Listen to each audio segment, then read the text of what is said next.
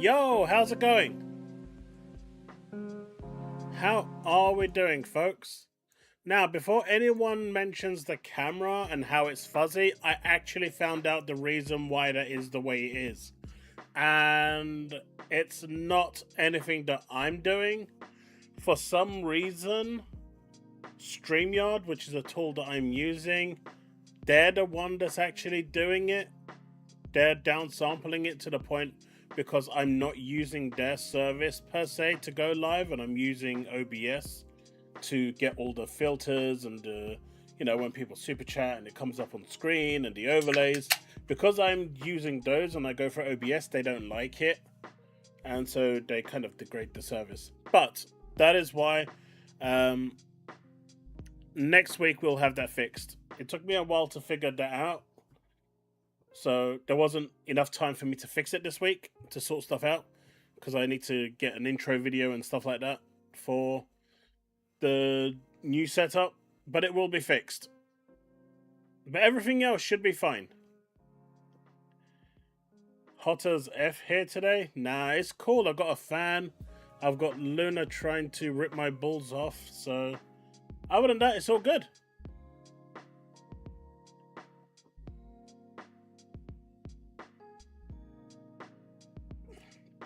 I know, right, Navy? Are you here already? Chat, would you like to say hello to Luna? My little spirit animal. My little spirit puppy. Be a good pup now. You've been sleeping on my lap all day.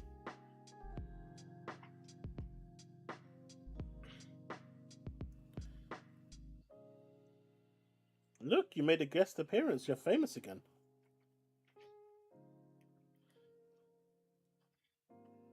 La Boo Boo, the... Look, they're talking about you. The Ball Ripper. Oh, shit. Don't do it. Okay. Good puppy. So, how are we all doing today, folks? If in doubt, blame the Series S. It's always the Series S's fault, man. Always the Series S's fault. It's pretty humid in Devon. I don't know, it's alright here. We had a bit of rain here in London, but nothing overly serious, nothing crazy. So how have we been doing, folks? Child labour and now dog labour? Hey man, someone's got to grind those gacha games for me. The sooner she learns, the better, isn't it? Hey Rabbi. The sooner Luna learns how to pay her keep, the better. I ain't gonna be doing those dailies all on my own, am I, little one?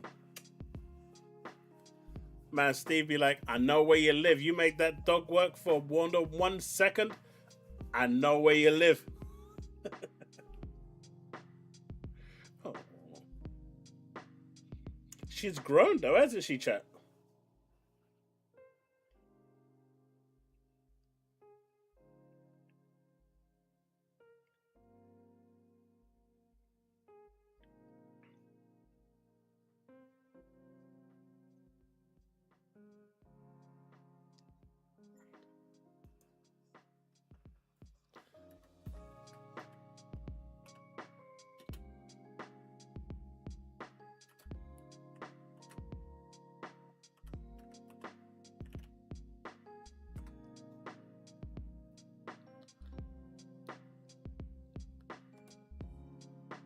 There you go.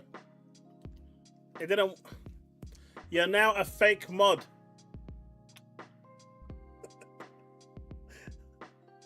You're now a fake mod, Ghosty. He'll never know the difference.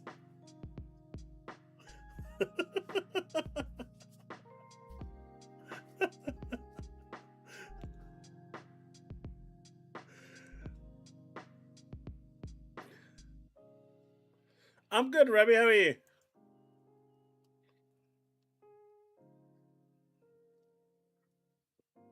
What breed is she? A miniature dachshund.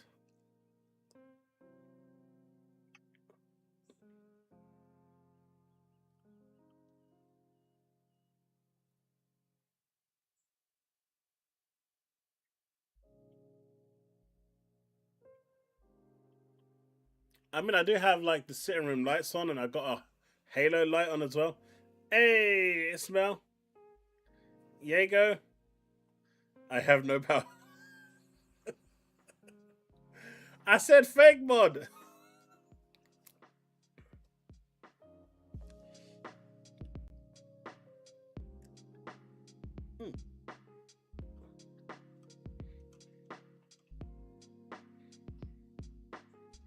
Yeah, she's awesome though. Man, she got a paw caught in a playpen yesterday. Man, it almost gave me a heart attack.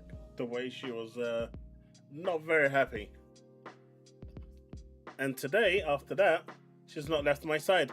She really is my my thing. Okay, get comfortable.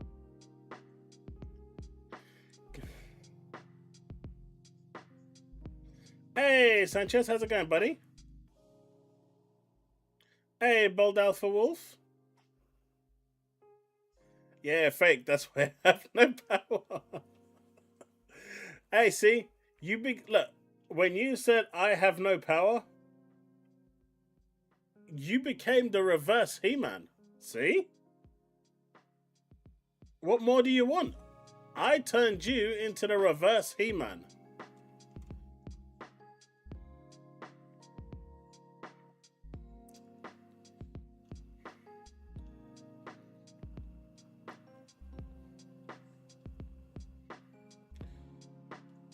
So the gaming landscape has been quite interesting these past few days, huh? A lot of people have been kind of crashing out quite a lot. And as a Square Enix friend of mine once said, what you should be doing is farming these people for content. And for the longest time, I really wasn't. But you know what? If they're going to act this stupid, it's ripe for the picking, man. Why not?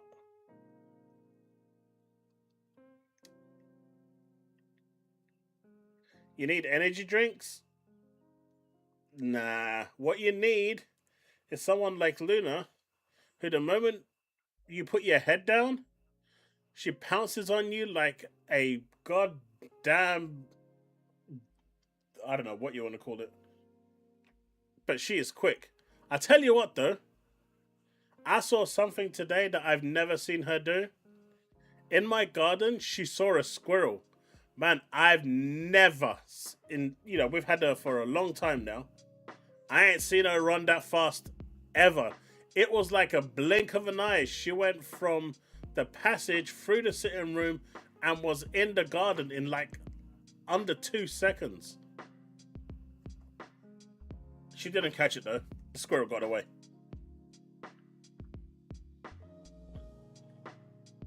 One of my 3 legs disagrees. Chaos villain arc? Damn straight, man. Damn straight. At this point, I'm just going all in. If they want to be silly like that, why not? Rabbi, you're gonna need to ask your question again. I don't know what the question was. We've got JTake who can't take Sony PlayStation Ls. Oh man, it was ridiculous with JTech. The guy started fabricating shit just to make sure that he's got a gotcha moment.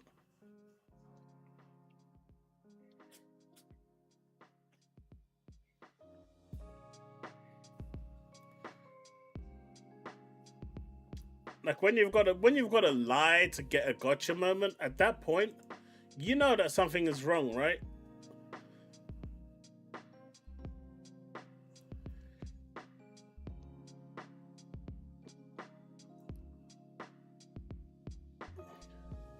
But if you watched my video yesterday, there was one thing that I completely and utterly got wrong, which isn't often, but I misread what the context of what was being said. So when Asha Sharma was saying that they may need to get their partners involved, I think that was more for outsourcing for, their first party games to be made by studios outside of Microsoft so they can ease the burden on themselves financially rather than handle everything in house. Like some of the games they can just push out. I think that's what she meant rather than OEM machines. So I think I got that one. I got my wires crossed with that part. But we'll go through the article a bit today anyway. You, do you want to go down? Okay, let's put you down. Let's put you down, and you can go. And the gate is open. Go bug mummy. Off you go. And she's off to bug mummy. Activision Elsewhere Entertainment, new studio, new game coming. Will shut down next month, July. Why would they shut it down?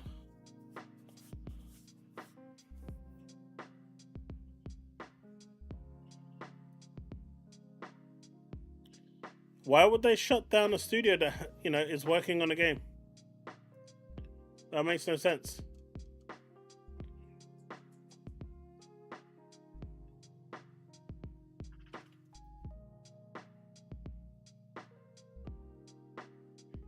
What's this about?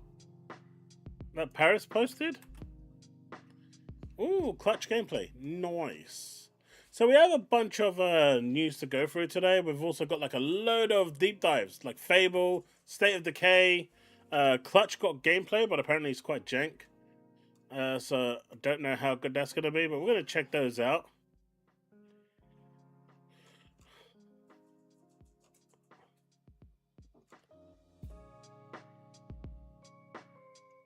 I don't understand the context of this.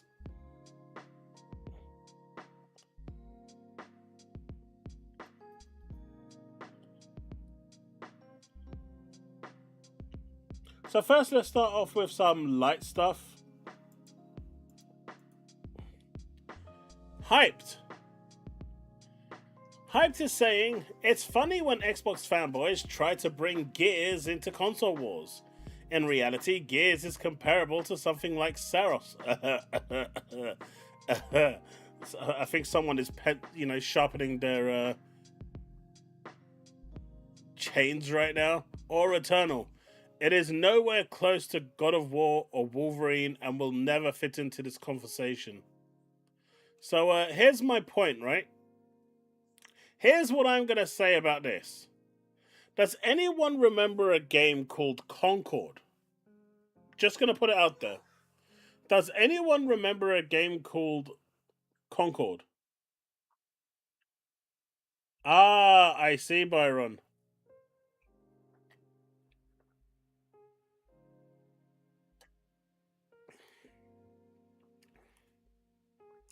Because if you remember Concord, Concord got around 1.4 to 2 million views. Right? 1.4 to 2 million views. So what does that tell you about views?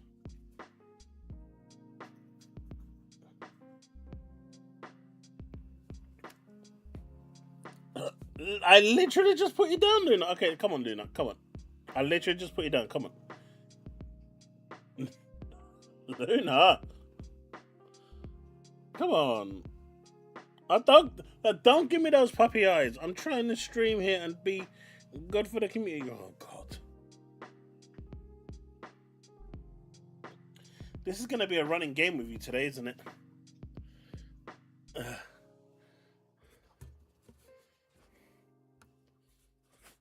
It had a few incidents and was retired. But it had like 1.4 to 2 million views. I think it was up to like 2.5 million views at some point. So, what does that notion tell you about views? Yeah, still appears that Concord was on. It was coming to Xbox, Paul. It just missed its landing and went straight to the dumpster.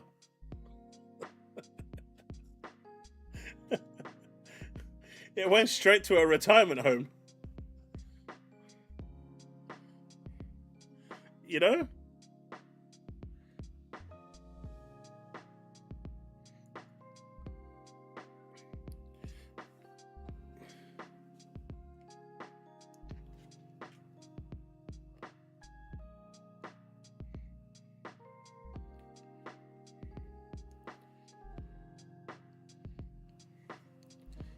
Nice, Paul. Look, I get views on a trailer is, getting a certain number of views is important, right? Because it shows interest, it shows hype. But on IGN's own channel, Gears got over 1 million views. It got more views over at IGN than it did on the Xbox's official channel. I find that weird, but it just shows how much people just don't bother going to the Xbox YouTube channel at all. When IGN's own channel is getting over double the view counter. But my guy decided that he's going to skip other places and, do this. And I was like, come on. And then JTech went after Ryan McCaffrey, if you didn't see it. When Ryan McCaffrey said, oh, look, we done really well at IGN with the Gears trailer, showing 1 million views, and the Wolverine trailer showing 600,000 views, clearly showing that Gears had more, people were more interested in Gears. And he was like, nah, he's lying. Look, I've got a counter here of 452k, and it's on a different website. Like, can you get any more, stupid? Can you get any more stupid? Pardon me, by the way. Reading comprehension isn't their strong suit. Mate, at this point, any form of comprehension isn't their strong point. You can't get that stupid. There's levels of stupid here that, is almost reminiscent of Crystal Chronicles level of stupid. And if you've seen that review of Final Fantasy Crystal Chronicles, you'll understand what I'm saying. When the NPCs repeatedly just walked into the lava because they couldn't find the bridge that was 3 steps away from them, to the left. They would just continuously walk into the lava and die. Most of what I saw so far today is people arguing their current wants. JTech is stupid? But man, you can't be that stupid. Not publicly, anyway.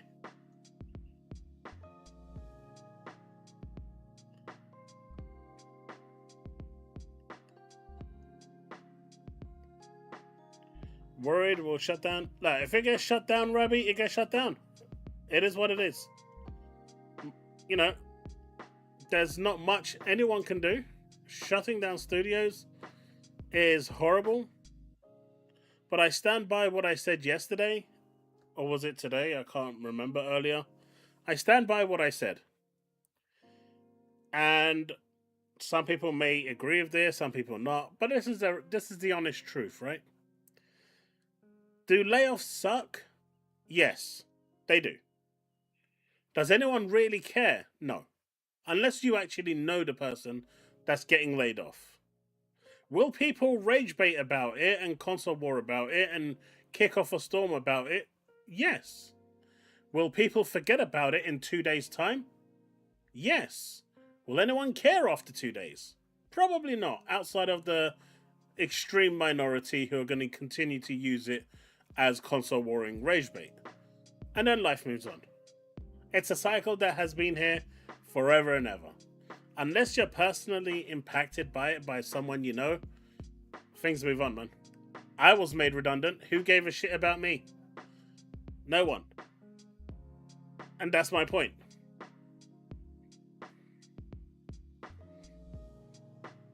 Goddess of War starring Frank the Cube. Hey, look, it's not Frank the Cube, it's Spider Cube. They took inspiration from Miles Morales and decided that they were going to take it to the next level.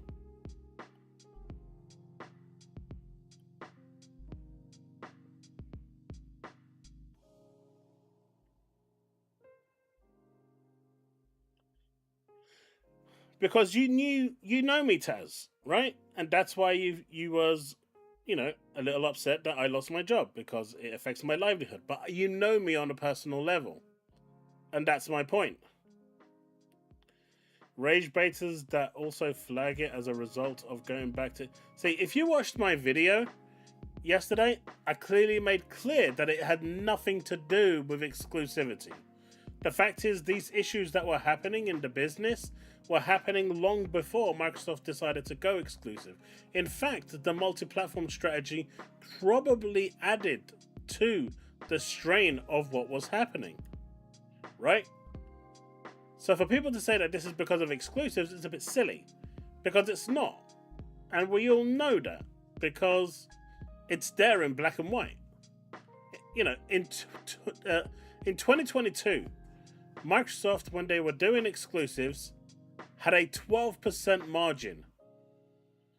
Since going multi-platform and changing their direction entirely and doing what they're doing, they've dropped down to 3%.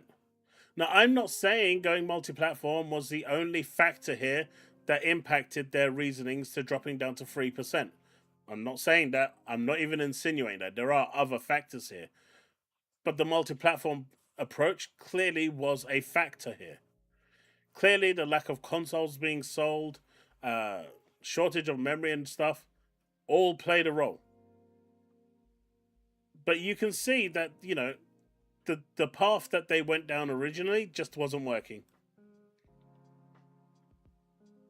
Oh, Joanna. I'm telling you, she won't stop. Look, it's a meerkat. There you go. Oh.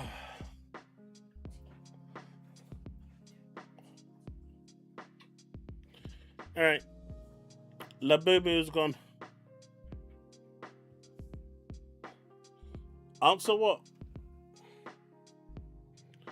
I find all the little incels on Twitter tedious. Too much conversation of ugly female characters. You're supposed to be playing the game, not tugging that little mushroom between your legs. Look, I totally understand this approach, and I get it for the most part. But if you have the option to make a character attractive as opposed to looking like, I don't know, something out of Nightmare on Elm Street after Freddy Krueger has had his way with them with his sharp claws, you have to wonder why they choose to go down that approach. Additionally, to make matters worse, you kind of have to question if people are telling you this is not what we want. Your consumer base is telling you, hey guys, look, we don't want this. We want something different. You're supposed to be building these games for your consumers. So if you're not doing that, what are you doing exactly? Because at that point, if the consumer, for whatever reason, rejects to buy your game, then you only have yourself to blame, right? You was being sarcastic if you look above.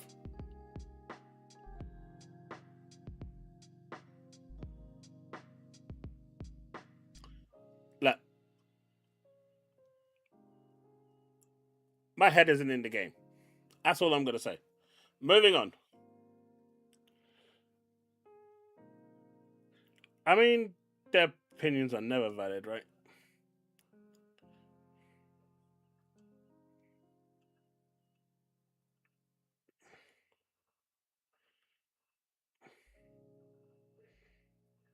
Rabbi, we don't even know if there's any studios that are going to be shut down. That was just something Tom Warren said. So I wouldn't, you know, until anything's official, we won't know. Saying that because the author Matthew Ball works for Xbox now. Being suggested from the State of Gaming reports. As I said in a vacuum, the multi-platform is great, but if you're the only ones doing it, you're just digging a bigger hole for yourself. Look, if you want to go multi-platform, you go full multi-platform. That's that's the way I see it. You can't have it both ways. You can't have a platform and then go multi-platform because you're just not looking to sell your platform. What they're saying now is we want to sell the platform, and if you want to sell the platform, you want to have exclusives. But there was something else that Matthew Ball said today, which was a little weird, if you ask me.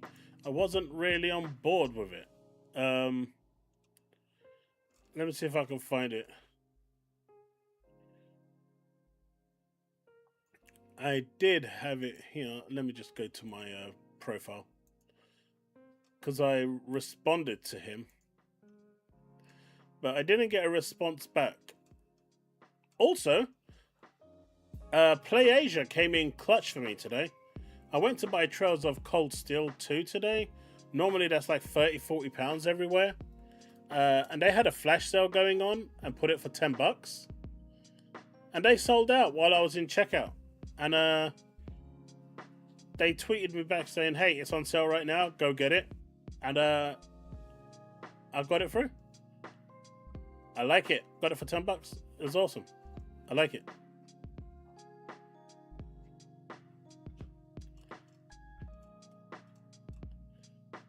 Where is it? You got D-Batch crying, more D-Batch crying, more D-Batch crying. I guess I don't have it? I thought I did.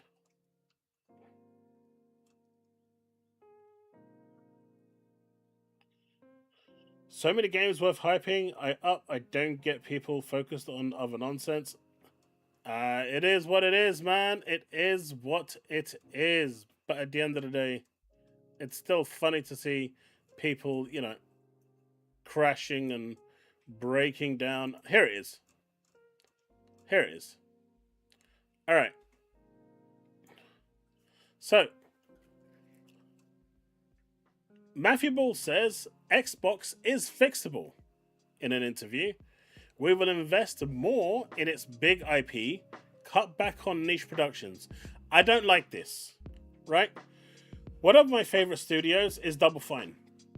They don't make the biggest games. They don't make console sellers. They don't make, like, you know, overly, you know, attractive games. They make those weird and wonderful games like Keeper and Kiln. And they are good games in their own right and appeal to an audience. I also feel it's perfect for Game Pass filler, which is what they are, mostly, right? But they are really cool little small niche games. And I think that's a mistake.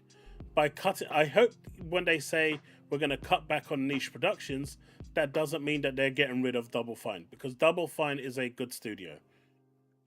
So that is one thing that I have, you know, I'm personally against. I will be upset if they do that.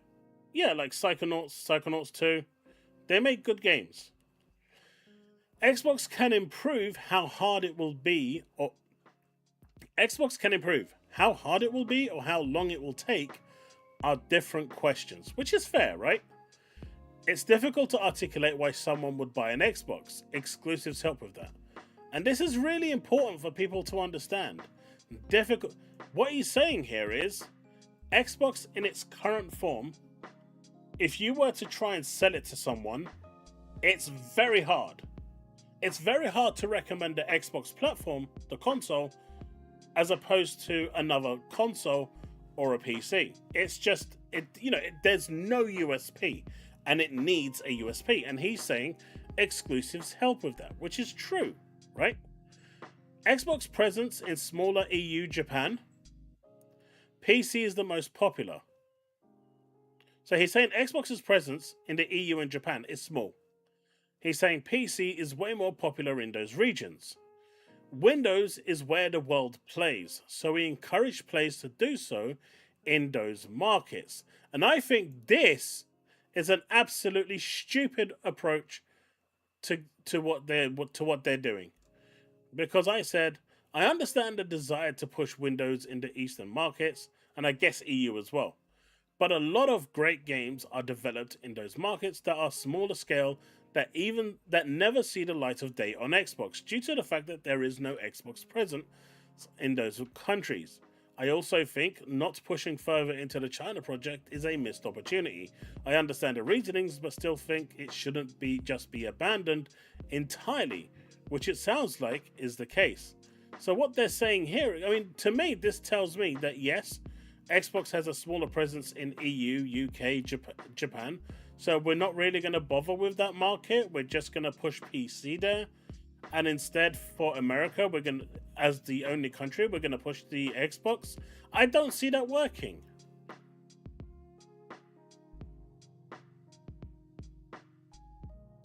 What do you guys think?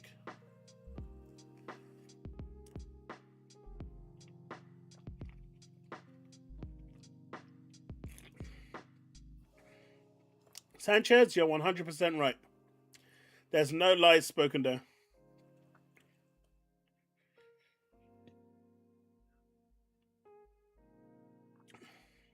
Pretty stiff there, so Xbox is pretty stiff. And if you've seen the size of the Xbox, the girth on that thing is pretty wide. So it's not gonna be a good fit.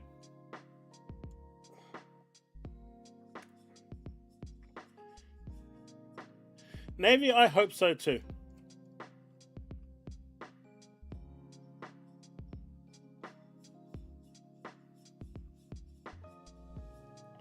PlayStation fanboys talk about console sales, yet never mention PS5 is available in 31 countries. In 31 more countries than Xbox. They do not care.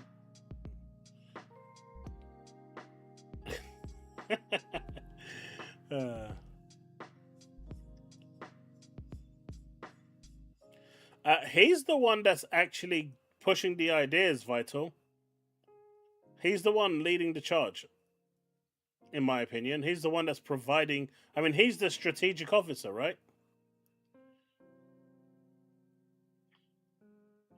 So he's providing information on how he believes they should go forward. Working hard to rethink Helix. And we already heard Asher Shah also talking about this. The premium spec console is going to be really expensive. And they can't keep the price down. So by rethink, what they're essentially saying there is make weaker. So instead of a 6090 in there, it might have a 5080 instead. I'm talking that sort of direction with rethink. By making it smaller scale, or weaker than what they were doing, they're hoping to cut the cost and make it a bit more affordable. I still think they're going to subsidize some of it. I can't imagine them not, because you'll probably still have Game Pass and stuff like that, which will help with that. So, yeah. And look, once you get me the 6000 series, Steve, I'm going to be with you all the way. But until then, it's a good card. But once I can look down upon it, and I can say, man, this card is like nothing compared to mine, then I'm with you.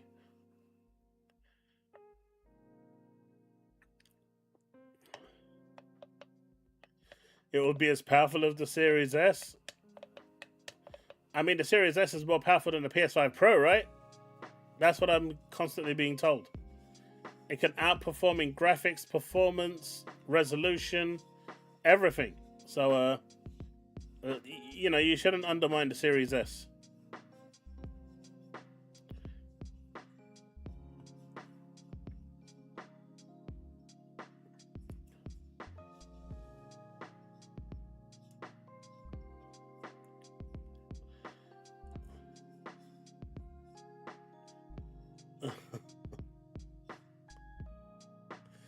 Oh, him.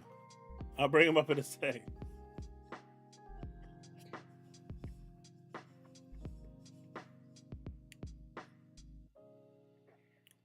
Because Matthew Ball did say that, every aspect of the Helix is going to be rethought out. And the only thing that they can really rethink out is the specs to keep the price lower. It can't, if we had the old style pricing of components as it was 5 years ago before the AI boom hit, I think they could have got away with it. But in this day and age, I just can't see it happening.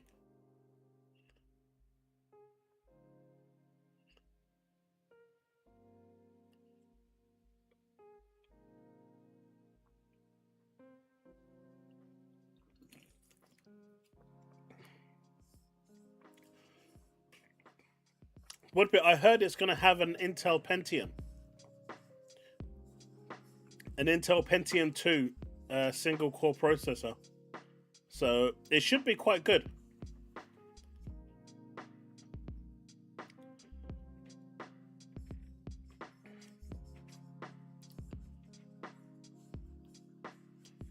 They are rethinking of adding Epic Games.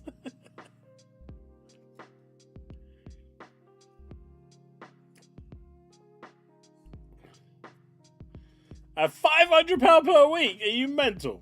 Jesus.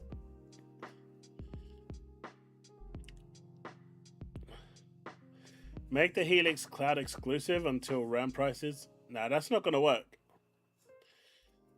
See, here's what I think they're going to do, right? Here's what I think is going to happen. And in time, we're going to see if this is going to actually play out the way I think it is. I think they're going to degrade the Helix. I think we're going to see a downscale in specs. Not much, but it's going to downscale a little bit to try and hit a price point that they want to hit. Because right now, they can't hit the price point. And what they want to do is hit that price point. And if they can get to that price point, then that's where they're going to stop lowering the specs. Secondly, we're finally going to see that cloud-based box. The one that they've been hoping to release for a long time. We're going to see a cloud-based box that comes with a controller, 3 months of Game Pass Ultimate, and they're going to be trying to ship those out in between the main console, and I believe you're going to have the Series X as the next in-line entry. So you're going to have the Series X, you're going to have the Cloud Box, Series X, and Helix. The Series S is just going to be dropped. There's no reason to have that. Those three entries over there will be what it is. And that way, if you want a game on Xbox, you've got the entry for the Series X, which means your Series X lives on for a lot longer than you anticipated. It'll probably get a whole generation more. Could potentially be the first console to get like 15, 20 years. You'll have the Helix, which will be the more premium edition of the console, and Cloud, which in theory should play either the Series X or the Helix version of the game. That's where I think they're going to go.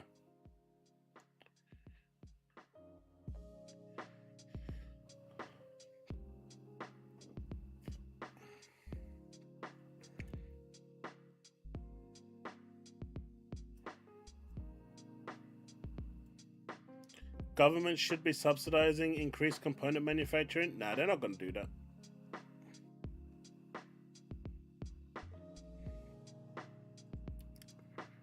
Would like to know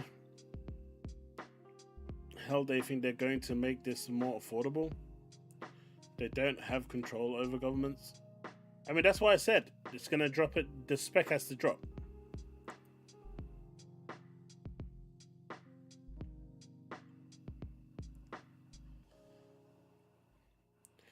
Many xCloud games run at 30 FPS because it's on the Series S of the game. Yeah, but that's because the Series X blades that are on there are being split into 4. And so they can fix that by stopping them splitting into 4 and keeping them as 1, and you'll get the Series X performance. Right now, they're all splitting into 4 blades. And that's why you're getting the Series S performance. Because you're not even getting a 1-to-1 Series S performance, right? When you actually compare the native Series S to the xCloud version, the xCloud version is ever so slightly worse in terms of performance than the Series S version. But that's because they're splitting the Series X blade into 4, rather than giving it its dedicated Series S.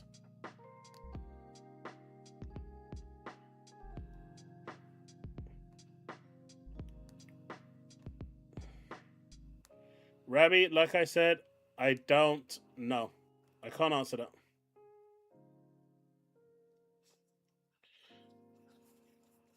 When gamers first started playing on xCloud, you got great performance.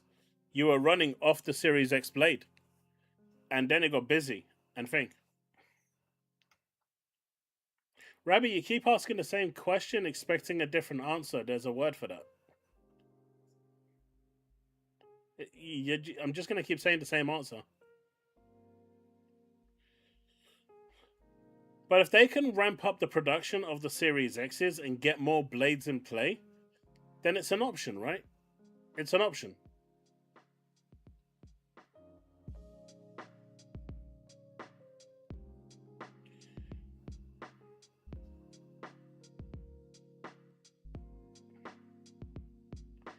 Xbox has the worst cloud gaming.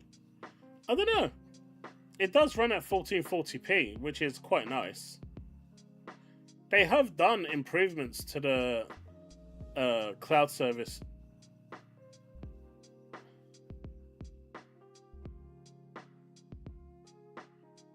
Those 90 plus PS5 Sony be counted as console are not being turned on for Sony MAUs, which Sony is reporting. Moreover, PS5 sales. Well, look, this, console sales are important, right? Because number one, the only reason why they're important is because it shows third-party publishers how many users that platform has. That's it. Nothing else. There is no other relevance to it. Right? That is the only thing that they're good for. What it doesn't show you is the real numbers. And this is something that Microsoft nor Sony will ever show you. Nintendo will never tell you.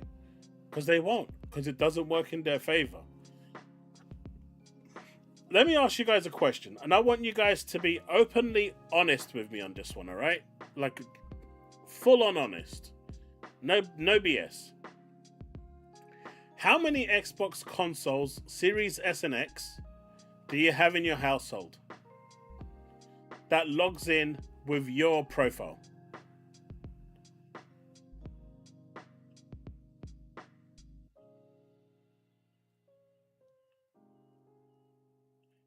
Free. Bag says 1,000. I'm pretty sure 10,000. Jesus, I'm pretty sure he actually missed out one of them. Steve has 500,000. That's a lot, man. 500,000. Okay, so the only ones that are actually responding properly is Bullets, Vital, Gorsty. Retro has 3. Tickle has 2. It doesn't matter if they're ever turned on. It's just numbers. It's just numbers I'm looking for. Because I've got 2, right? I've got a Series X that I never really use. And I've got a Series X. For me, Xbox Series S. 2 for me. Xbox Series S and X. So that's what I've got, Byron. Right? So if you look at how many people over here have more than one console in the household that uses this console on their own. In terms of the PS5, I've got the PS5 base edition and the PS5 Pro. And they're only using my profile. Now, one of my friends, when the PS5 first came out, bought the digital version because the physical wasn't available, but he wanted the PS5 at launch. When the physical version came available, he bought that. Later on, they released the Slim, so he traded in his physical and bought the Slim. And then the Pro came out, so he traded in his Slim and bought the Pro.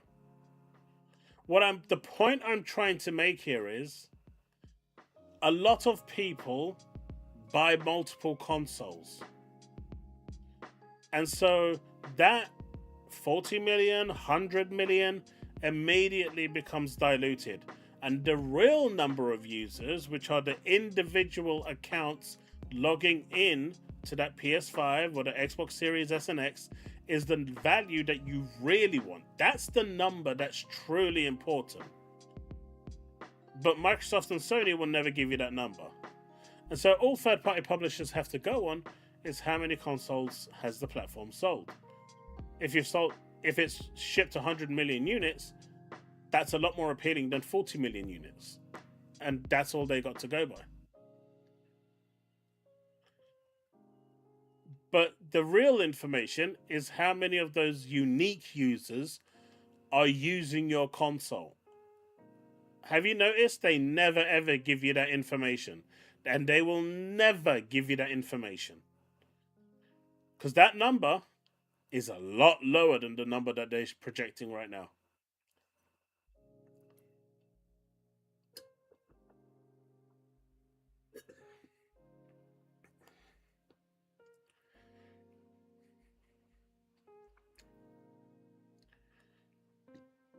You agree with Steve? Look, if he was rich, he'd have bought me a graphics card by now.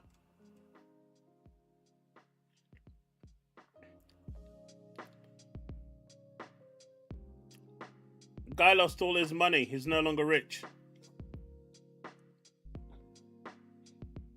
He would have donated me a graphics card by now for being such a great streamer. You know, never on time. Always technical issues. But a graphics card would fix all of that, innit? It would fix the lateness. It would fix the technical issues. And then he wouldn't have a problem. That 5090 would come in sweet. Don't you agree, chat?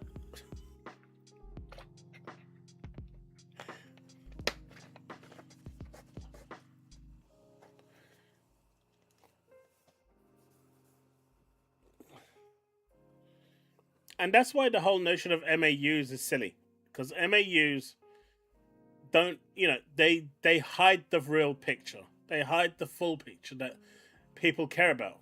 Like, people will turn around and say, oh, look, Sony has 150 million MAUs, right? But how many of those are actually playing the PS5? Because that's what the developers care about in studios. And it's the same thing with the 500 million MAU. How many of them are actually on Xbox? If 450 million is on PC and 50 million is on Xbox, they're more likely interested in PC more than they are on Xbox.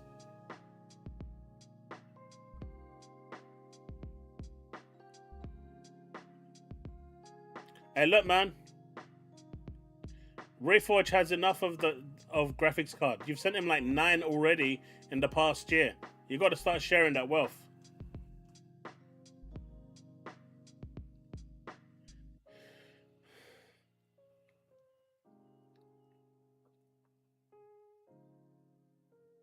Actually, Ghosty, you say more. So you should definitely be donated to. I'll send you a jar of Marmite.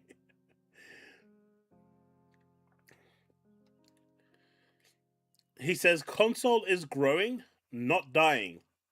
We have no desire to move away from the console. However, the one thing I do want them to do is start paying more attention to, EU and Japan. But it looks like that's a market that they've almost lost interest in. And that's a massive shame, because if that's the case, I think that is 100% the wrong approach. That's all I'm saying. If you're going to forget about EU, the UK, and Japan, I don't know, man. You're literally just building a console for America.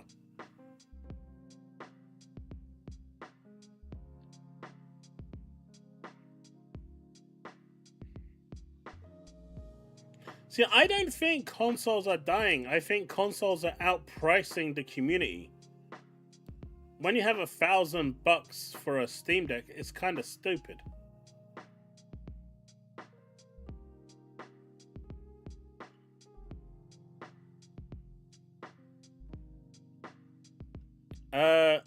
Vague, he says it right here. Xbox presence smaller in EU and Japan. PC is the most popular in those markets. Windows is where the world plays, so we encourage players to do so in those markets. He's literally telling people in EU and Japan to play Xbox games on PC.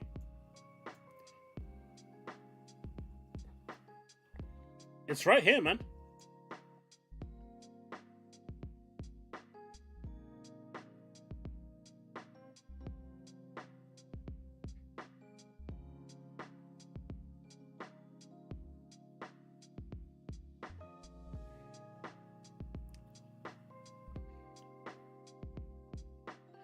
Kage, he's trolling.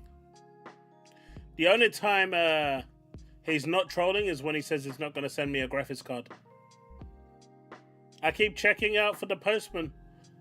I keep waiting for Every to deliver, but it's never happening.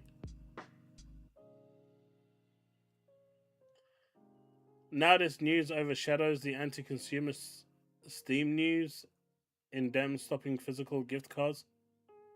Won't that also affect places like Loaded?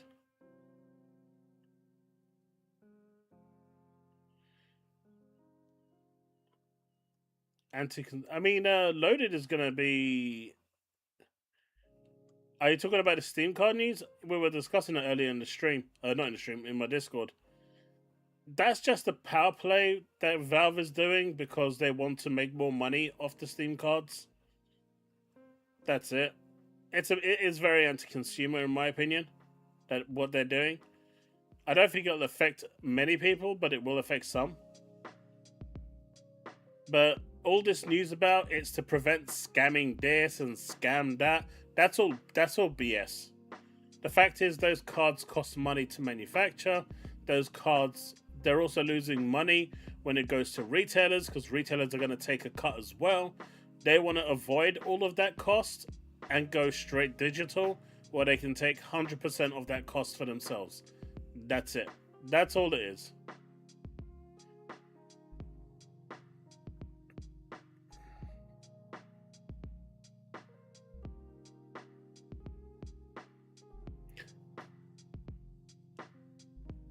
Really vague? I'm not seeing that at all.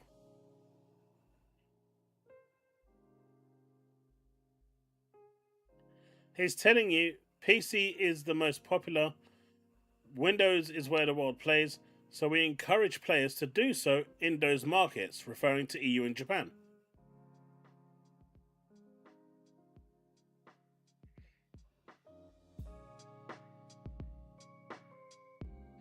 Good luck even spotting a postman. Hey, our postie is really good. We have a good, our postman comes to our door and everything, and even have a chat every once in a while. He's a nice guy.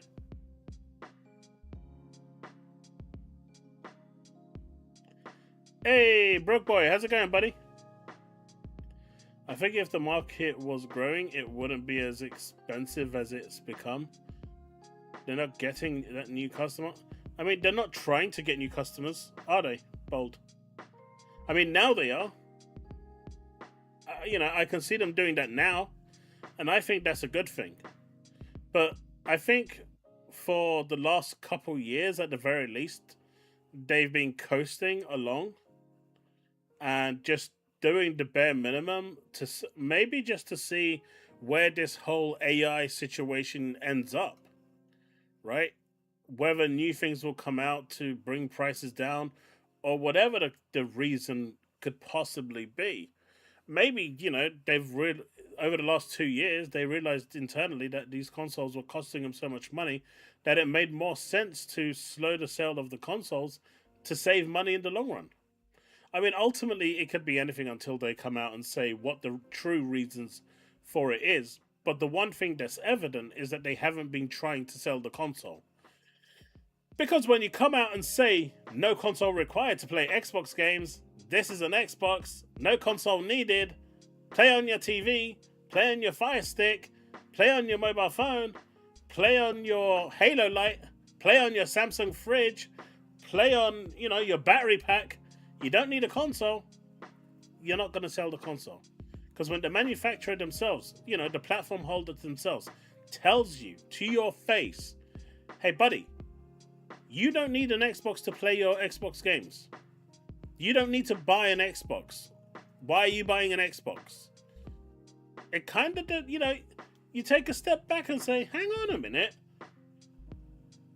This is the team that's actually making the console and they're telling me not to buy their console. Why would you buy it? And you may think I'm being facetious here, but technically that's what they did, no? PC is the way to play. It's also a very expensive way to play right now.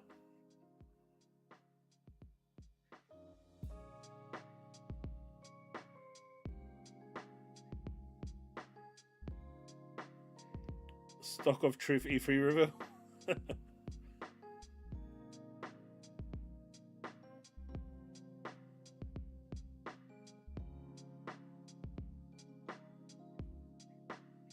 The problem is, if you go to PC, people just aren't going to play games. There's a whole chunk of people that can't afford to buy a decent PC.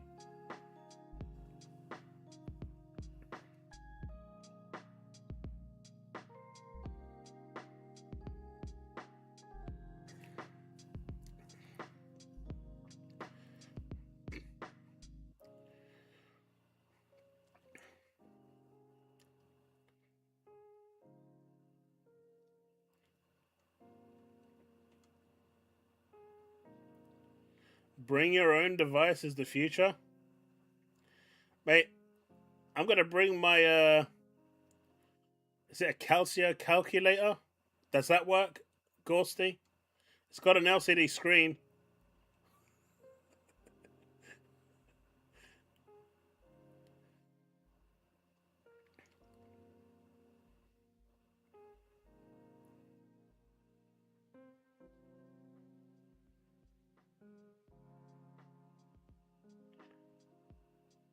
I mean, there's no point in buying a PC at that point, right? Just use your TV.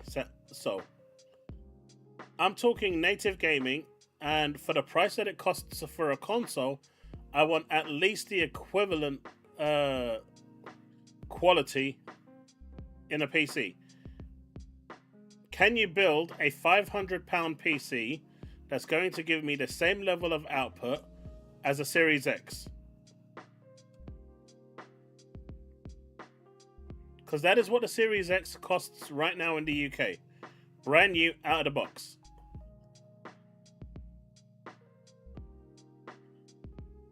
The hell you're talking about, Steve? And if you can't, then until we get to that point, then no.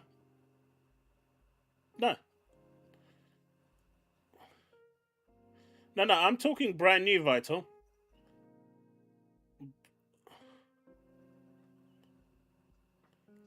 But so you're now paying £700 more, and I don't want to pay £700 more. I want to pay 500 quid and be happy with it.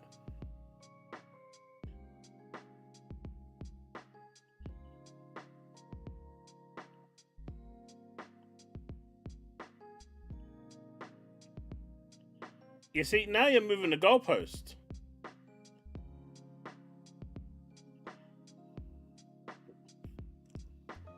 Yeah, but then I can just say, I'll build a PC for £4,000. That will beat your, you're defeating the purpose. I'm saying for £500, can you outperform a Series X? Your answer is no. And therefore, a PC is not a better place to play at that price level. And that is why people go for consoles, because they are traditionally cheaper. And for the record, I still don't think £500 for a Series X is a bad price.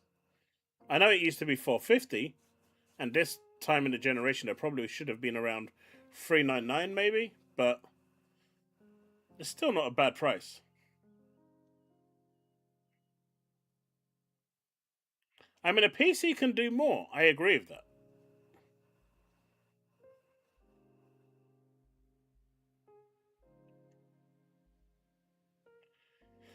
Device with a sticker price that exceeds 1K, that's their flagship strategy. They're already getting back in.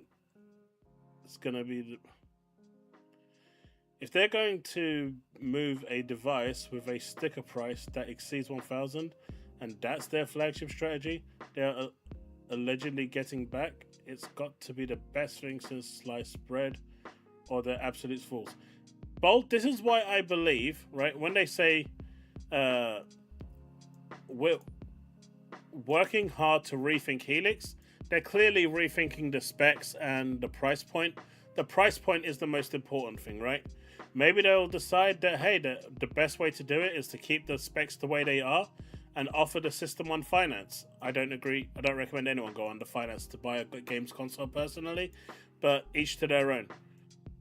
But the realistic option here is going to be that they're going to say, hey, we're just going to reduce the specs to hit a price point.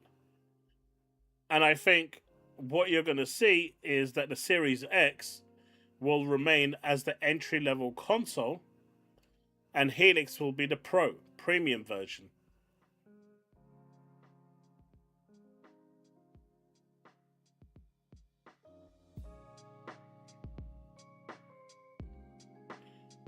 You could get close, maybe 800-900.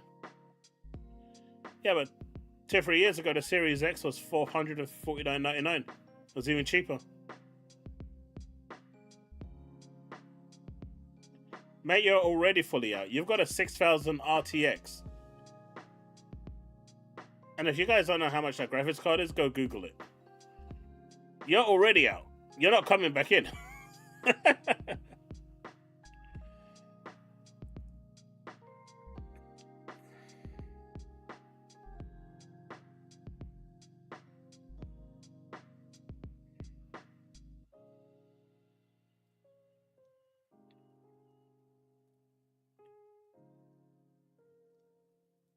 But why are you counting the PS5 and the Series X?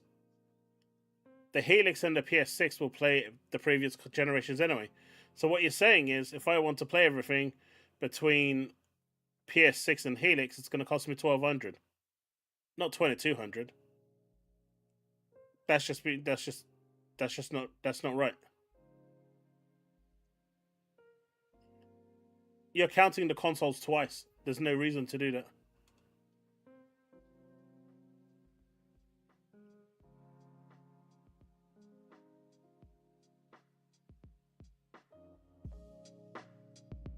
And look, when the Pro came out, if you remember, people were almost building PCs for like $800, right? The pricing was a lot better. Now it's not. And it's really that simple. But you've already spent money on that current gen. But I've been spending money on consoles throughout. Are we going to count the PS4 and the Xbone as well? And then count the PS3? I mean, why am I counting this generation? If I'm going to decide whether next generation I'm going PC or staying with console, then I only look at the cost that I'm going to pay. What I've already paid is irrelevant now. No? I mean, it's done. That money's spent. It's done. It's gone. You're not looking at that money anymore.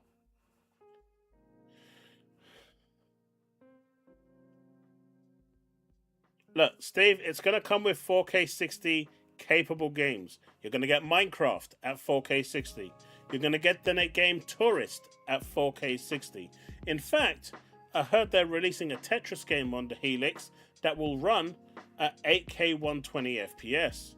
You're going to get Pong, which will run at unprecedented levels of resolution and FPS. The moment you get to anything demanding, like say Gear 6, it's going to run at 30 FPS. I'm joking, by the way.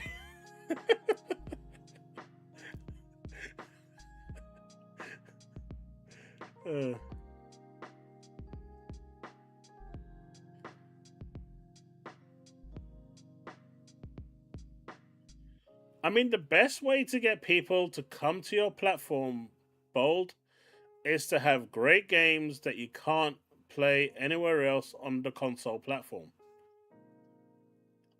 And I was having a discussion about this earlier today on Twitter, where someone was going, "Well, why not just get a PC?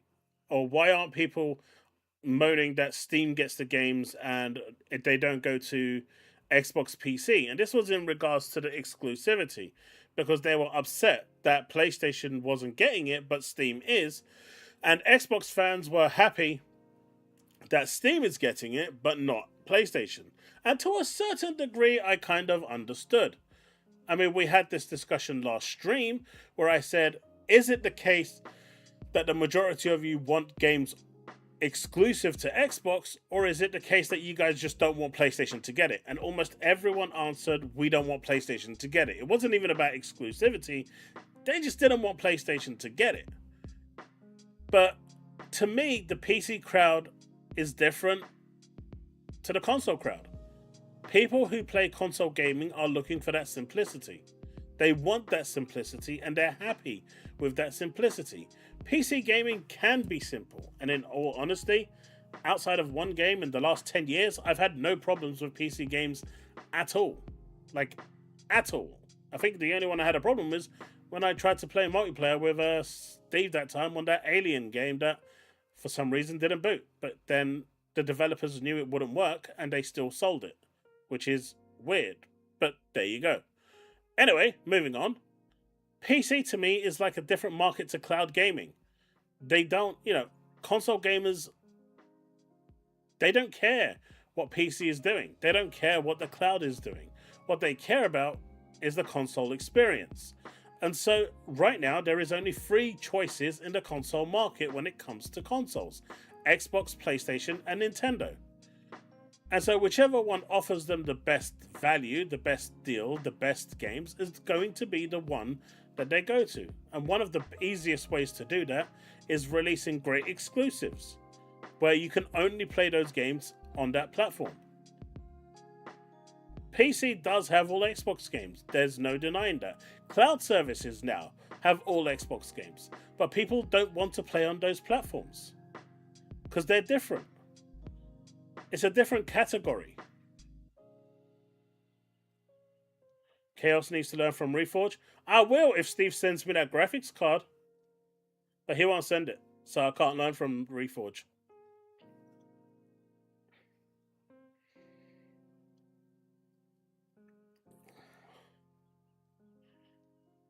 The game did not work fine. Even you showed me they were having issues, sending me links to it. Don't try that.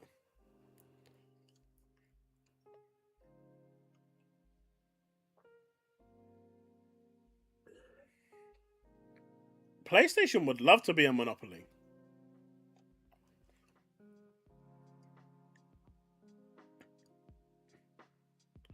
But is PC the best way to play video games? To a certain degree, yeah.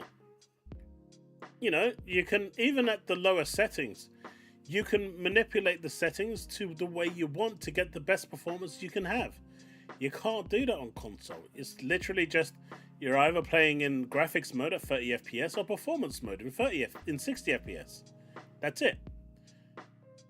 But you know what? When I'm playing games on PC at times, I set everything to ultra. If it doesn't hit 60, then I go and lower a setting here and a setting there until I get it to that 60 FPS, and then I'm happy. But I have that option. If you have the money, you can go blow out on a 5090 or a 6000 or a whatever. You can run, you know, dual channel 5090s if you want, if that's even a thing anymore. You know, the more you spend, the better it is at that point. But isn't that the same with everything? The more money you spend on a card, you know, the better your experience is going to be.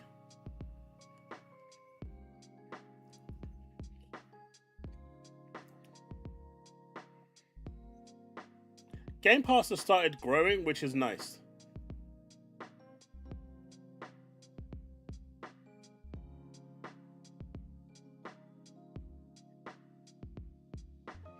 And bold, that's why I'm saying that they're two different markets.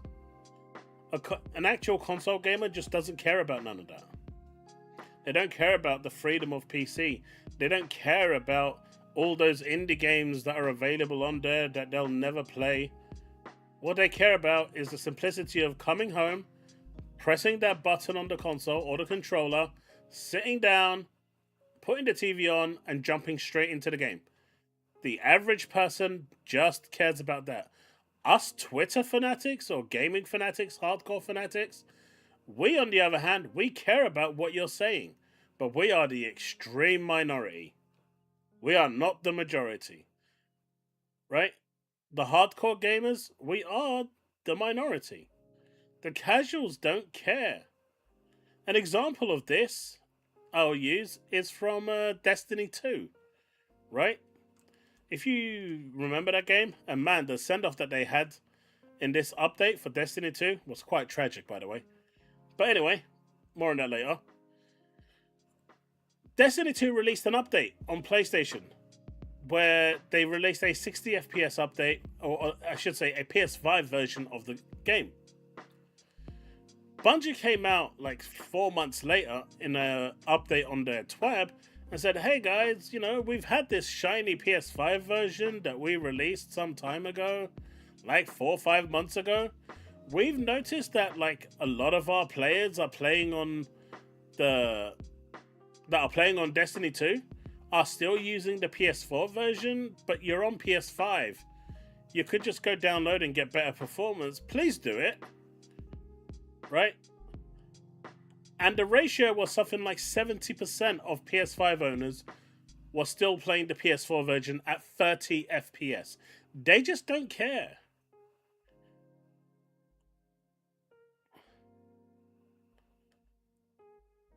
Right? The casual gamer just doesn't care. They don't care between 30 FPS and 60 FPS. They don't. What they care about is, does my game boot? Am I playing it? Happy days. And that's it.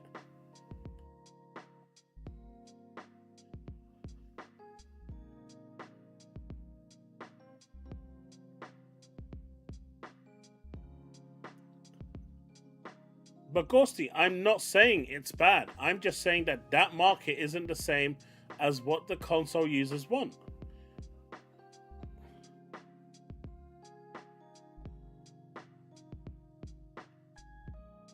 Like, I'm not disputing that the console is the trifecta of the platform, because it has ultimately the best choice. You've got freedom to do what you want. Hell, you can go back and, run emulators and run all your favorite games with, whether it's, just make sure you've got the legal ROM to do it. But, you understand what I'm saying. You have the trifecta to do whatever you like. But when it comes to the average console user, they pick consoles for a reason. And to turn around and tell them, hey, I want you to go to a platform or an environment that you don't want to do, you're not interested in, and I want you to be happy. That's not the right approach either.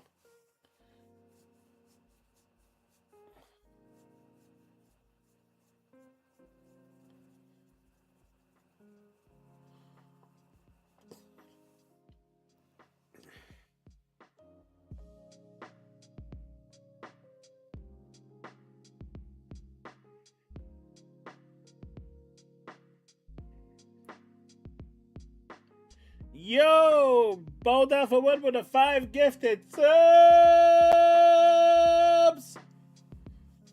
Thank you so much for the 5 gifted, Bold. I appreciate you. I appreciate you, my dude.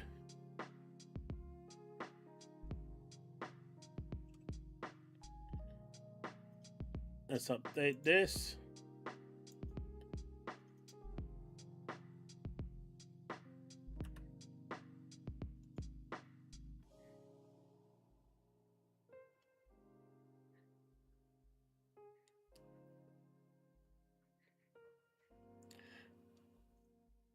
Remember, folks, if we hit 25 gifted subs, we do have a surprise for you. Well, I have a surprise for you.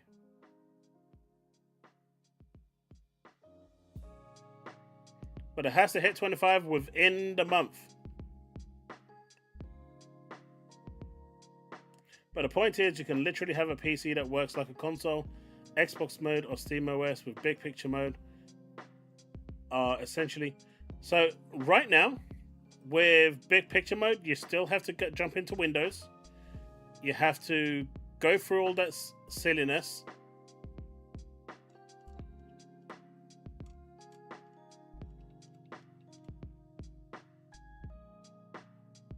One way to find out, Ghosty. One way to find out. Ghosty85 celebrates 21 months of membership. Ghost Soul with the 5 gifted subs. Thank you so much, guys. Update that again.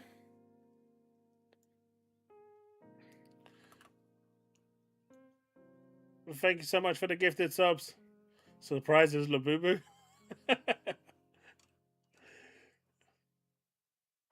See, Chaos is fixing who gets them. Gets what?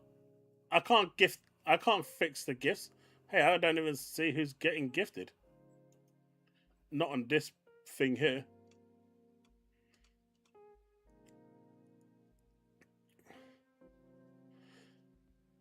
Now, if you use the hacked version of the Xbox mode, FSE, that basically enables the... whatchamacallit, the Xbox LIX's OS to boot sequence to come on PC, you can do it that way, but it's not out the box, so it's not quite there yet, and they need to get that working, in my opinion, to get it there. But PC is slowly getting there. It's slowly getting to that experience, and that's a good thing. It's just not there yet.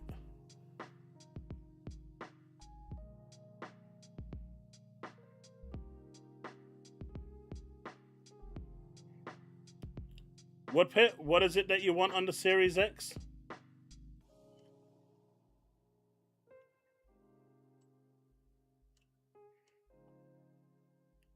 Hey, it's true, man. I can't actually dictate. So who did get them anyway? I can see it over here now.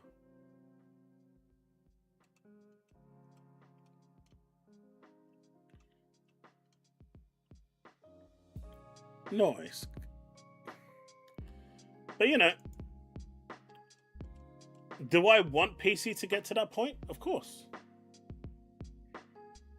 And I mean, you can see that they're kind of going for that approach when we go for hit to this, right? Let me go to this website.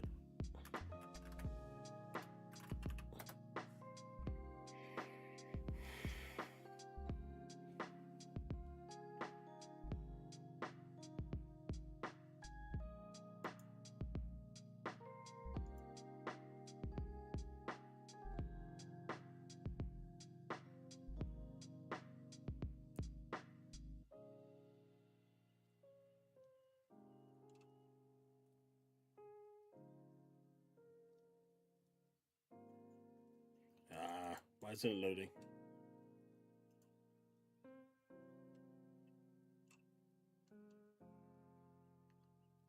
Here you go. So you can see over here, right? This is the Xbox.com Play website. This is what you want, right? The console experience that actually works, and they're getting there. They're not far from it. They're really close.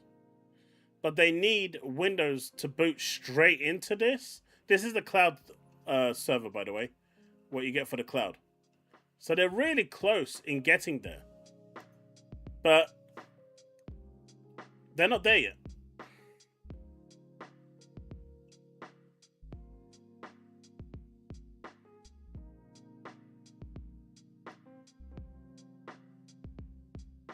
Hey, substances. We have to build trust with that audience. We have to do a better job of telling them why. Because that's why. Right, Susano?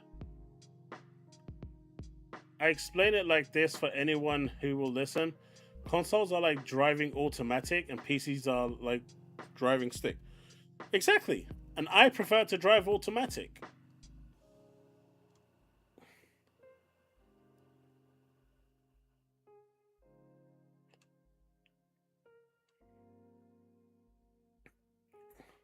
Am I going to do the truffle shuffle? No. I'll leave that to the Goonies.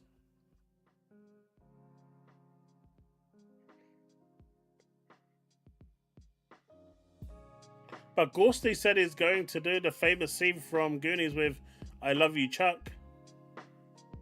He's going to record it, send it to me so I can put it on air. And you guys should hold him to that as well.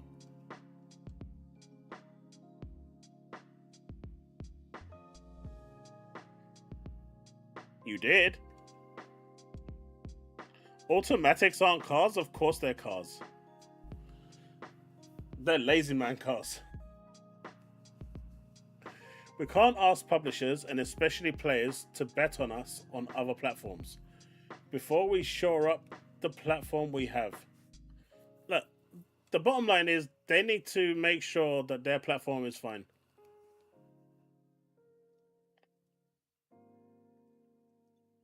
What do you mean after that automatic statement? Are you saying that automatics aren't for lazy people?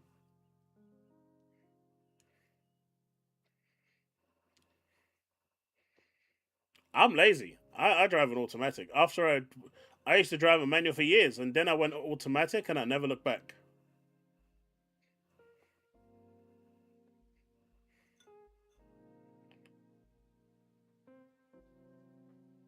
Automatics are for women drivers? Get out of here.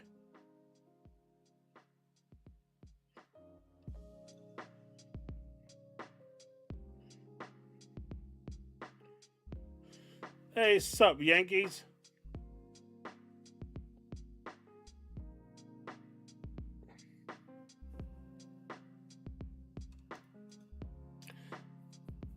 Wait, so how many of you drive manuals in racing games on games? How many of you drive manual transmission in games?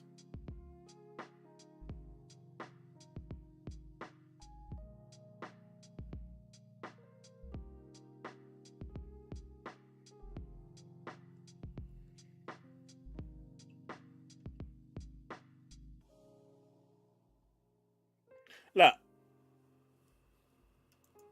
I get this, right? A lot of people are saying they shouldn't have bought ABK. If Microsoft didn't buy ABK, and believe me, there were probably concessions that we don't even know about that happened behind closed doors. They desperately needed ABK to go through. You could see it towards the end. ABK going through wasn't a matter of them wanting it to go through, they needed it to go through. Xbox's financials were in dire straits, right? Not Microsoft, but Xbox. And something that people don't understand, and they really should, just because Microsoft is $1 trillion company doesn't mean that a division within them doesn't need to be profitable. And it's clear that the Xbox division was not profitable.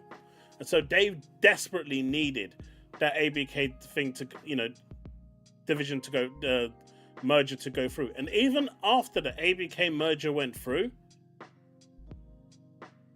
you can clearly see that the only reason that first year they were doing insanely well in terms of profits is because of ABK. And by the second year, when they merged the two finances together, it flatlined again because there was zero growth in their financials. But ABK is the one that was holding them. So yes, I understand that ABK did cause a lot of what's happening right now, but they absolutely needed it in order to keep Xbox alive. Otherwise, they would have had to literally just start stripping studios away, selling them, closing them down. The whole works, man. It was the Xbox after the Xbox One's disastrous launch and situation where it just couldn't recover was bad. And then launching the Series X without Halo was just the icing on the cake. They screwed that up monumentally. So it's not black and white, man. I agree that ABK is the root of all of this, but it was the necessary evil that they needed in order to push things forward.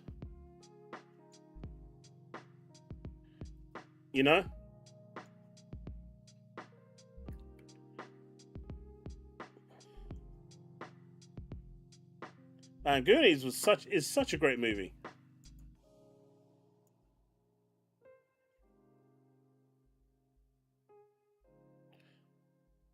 I mean, look, Matthew Ball here says, and he's talking a lot, by the way, and I don't, the one thing that Xbox got really wrong in the past is that they talk too much. They just need to shut up and get on with it, right? They don't need to talk to every Tom, Dick, and Harry. They can shut their mouths and just be quiet. It's something that they should really learn to do. Nintendo doesn't say jack. Sony doesn't say jack. Only when they need to. Microsoft needs to kind of follow with this because everyone is watching every word that they say. But Matthew here says, it has become difficult to articulate why you should pick an Xbox console. Exclusives are an important way to do that. This is why you'll have seen such a quick shift to exclusives. We have an obligation to work harder and more clearly to explain why you should be an Xbox player. And in the interview that he had with Chris String, he was saying that, we need to do better in explaining what games are exclusive, what the criteria is. No, don't do better. Tell everyone now what that is. And if you don't have the answer, don't be having these interviews. Don't be having these discussions. You're only opening yourself up to more speculation and dialogue. It's stupid.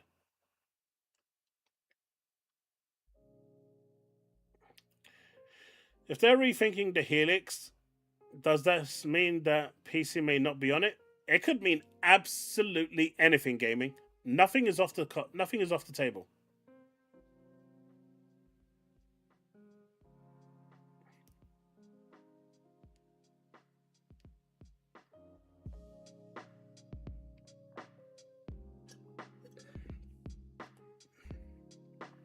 I mean, they still can't confirm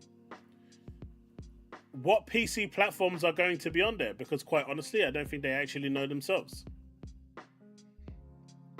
Because I don't think with Helix, I still don't believe with Helix you're going to get access to full Windows. My opinion. you're not gonna get access to full Windows. It's just gonna be like an Xbox dashboard, and the games will be in there. You can buy your games from other places, and and it will congregate on your store. But it'll be interesting to see what they do. OEMs are coming again. There's no indication of that at all.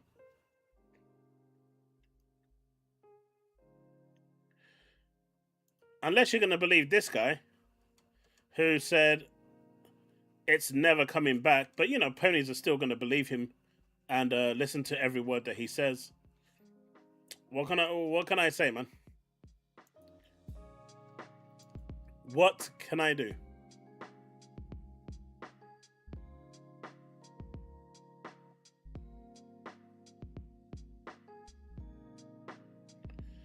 That's because when people spend $900 or $1,000+ on the console, they don't have any more money for the games. I don't know what the next Xbox will be, but everyone knows it will fail. It will be no different to the Xbox handheld. So you think the next brothers, do you think that it's going to have full access to Windows? See, I don't think it will. It'll be interesting to see what it does, though.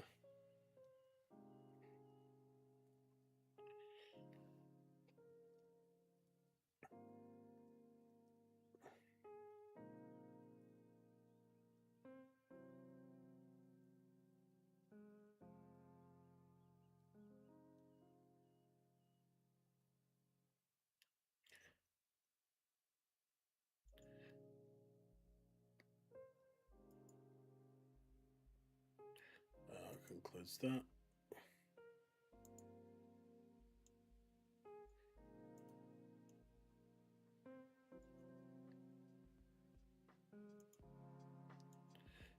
Let's see.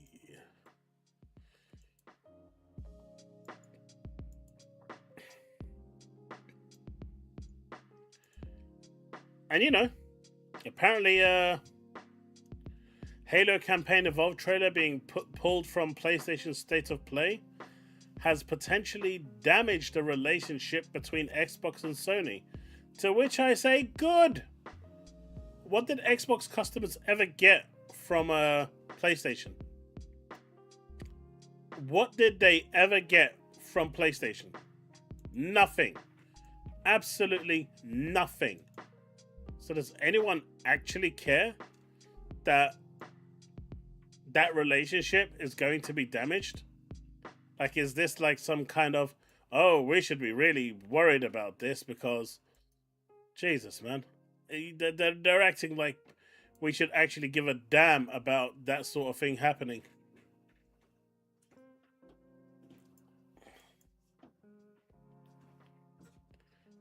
It's like, oh no, the relationship with them is going to be bad. What are we ever gonna do? Like, who cares? They need Xbox more than Xbox needs them. That's all I'm saying. They need Xbox more than Xbox needs them.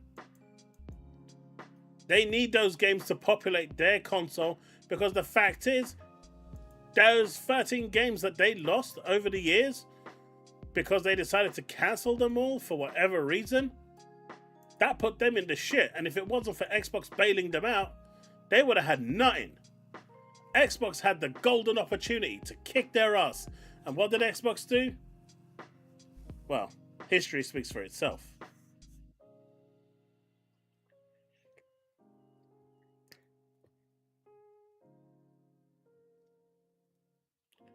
Ultimately, that is what I want, Bold Alpha Wolf. Ultimately, that is what I want. I want it to lead to better competition. Because when the two are competing, generally what you get is a better outcome for the consumer. Prices usually, start to get aggressively cheaper as they try to outdo each other. Games start, the quality of games start to improve because, not everyone has, money trees growing out of their gardens. So they actually have to work for your money and can't just release any slop to get your money because, A lot of the games that come out today are good enough, but they're not generational next gen games like these AAA games that are coming out. And so you're looking at them and like, well, these could be a lot better. Is it really worth the value? But now they would actually have to work for your money. And so those games would, in theory, be better. In theory, I'm saying, right? I'm not saying in practice. But that's how it used to work. And so that's what I wanted to go back to.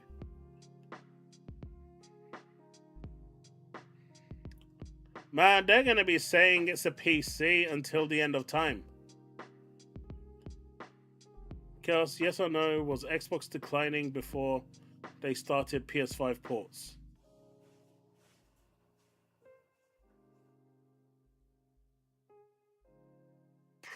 I can't even remember back that far. I would say they stagnated at the very least, Harry. I know in 2022, their margins, because I looked it up before earlier today, was at 12%. Now it's at 3%. A lot of that has to do with, the way post-COVID hit, the way the AI bubble hit. But the reality is, the launch of the Series X wasn't good. You need strong exclusives at launch to kickstart your console. And they failed to do that. They launched in a really, really horrible state. Then they bigged up Redfall like the second coming of Jesus, and that didn't work out very well, now did it? So they've had a lot of problems. But I feel like they just were never trying. So were they declining before they started porting to... I'd say they were more stagnating than declining. But I feel like once they decided to port games over to PlayStation, that's when it kind of took a downturn. That was the beginning of the slope for me.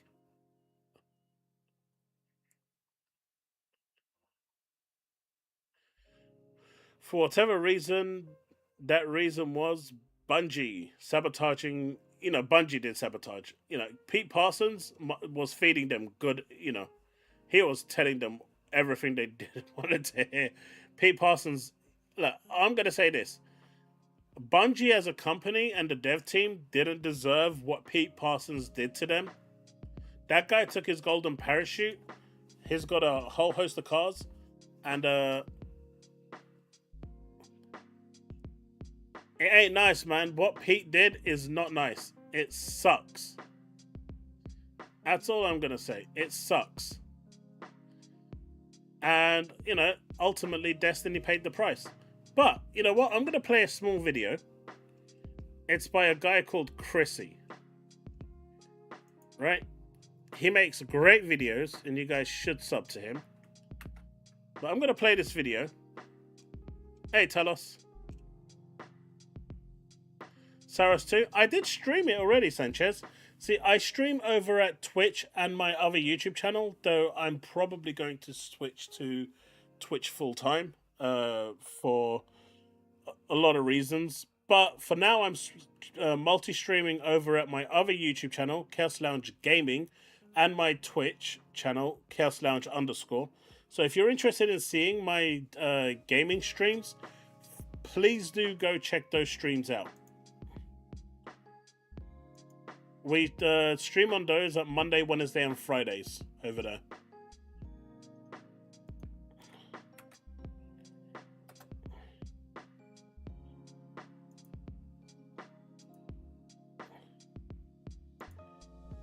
Alright. Let me fix the audio because it's not fixed. We're going to cut this. We're going to do this. And there's a lot being said in this, by the way, that is actually true. And we're going to break that down as well, since we're talking about Bungie. And again, a lot is being said in chat, so if I miss it, I'm not ignoring you. It's just going way too quickly at times, and I'm not seeing it, so feel free to ask again. Alright, here we go. This is a Skeletor reacts to the end of Destiny, but there's a lot of hard truths in here, and I really like this guy's content. Worth watching. Game Pass doesn't need to die. In fact, Game Pass can live for all eternity. Get back here, He-Man! He-Man! Guys, it's bad. What's going on? You can't escape me! Now chase you to the ends of the earth! What's going on? Yeah, what happened? Destiny happened. Oh no. No! Skeletor, what's going on? Destiny 2 is fucking dead! Bungie has officially stopped now development on Destiny! It's over! Well, I'm sure Sony has some plans too. Sony? Sony are the reason we're somewhere between Concord and Hitler in the bunker fucked right now! Wait, no more Destiny. Oh man, but they have a point. It is Sony's fault. You don't pay $3.6 billion for a company, for a studio, and then tell them you can do what you want. At the end of the day, the buck stops with Sony. End of story. The buck stops with Sony. Oh wow, so that thing that we all knew was going to happen actually happened. That's crazy. I know. Wait, I thought Marathon was going to fix everything. Didn't it sell well? Belle Delphine made more money selling her bathwater than Bungie did with Marathon. Bungie was out here throwing up more red flags than Dr. Disrespect in a playground, and Sony still did fucking nothing! Hey boss, I know you're pissed and all, but I've got no idea what the hell you're talking about. Yeah, how did we get here? You want to know? Well, listen up, because I'll tell you exactly all the damn shit that led Bungie to this shenanigan bukkake we now find ourselves in. Okay. Bungie, after months of no communication, small updates, and a delayed roadmap with less meat on it than an anorexic porn star, announced that they are ceasing all development on Destiny 2 going forward. So now the game is officially dead, and the fan base is blowing up like the Ayatollah. Not so long after, the dirt comes out that Bungie totaled a $765 million impairment loss for when they were acquired by Sony for $3.6 billion. Because who could have guessed that abandoning your main IP for an unproven one wasn't a smart fucking move? This then leads to a public outcry from not only the Destiny community, but those outside of it, as well as a civil war between the Destiny and Marathon community. This stems from when Bungie split its workforce to create Marathon, which led to Destiny receiving less content. Then more info came out that Sony kept shutting down all internal pitches for what to do with Destiny going forward, which ultimately meant that so Destiny threw in the works, and these ideas were too unrealistic to produce. If only Bungie had received $3.6 billion, putting up the highs of the fucking century, and then proceeding to spend it all on vintage cars and whatever else Pete keeps in his fucking garage. Which only raises the question of why the fuck did Sony, after the Concord debacle, buy a sinking ship and then proceed to do nothing with it? So instead of bolstering Destiny's development, they instead decided to go all in on Marathon and gave it a greater chance of a comeback than that guy who fucked a horse and died on the internet. And it's extraction shooter that as of right now, unless people playing it, the Destiny 2 does at its lowest point. They were banking on Marathon being a success, but oops, we stole art, and now we have to delay our launch. God, I hope another casual extraction shooter doesn't come out and completely steal the market from under us. Ah, fuck! And with Destiny 2's development collapsing because Age of Freedom Renegades didn't hit sale expectations, Marathon now has the entire community on its fucking shoulders, despite never being built to sustain it. So now Bungie, who has a multiple IP company for about 4 months, is in a complete freefall, so now no one knows where the fuck the company is going, not even the developers. So in the end, with no potential future in sight for the company, Destiny 2 as a franchise and the whole fucking thing is completely, positively, absolutely fucked!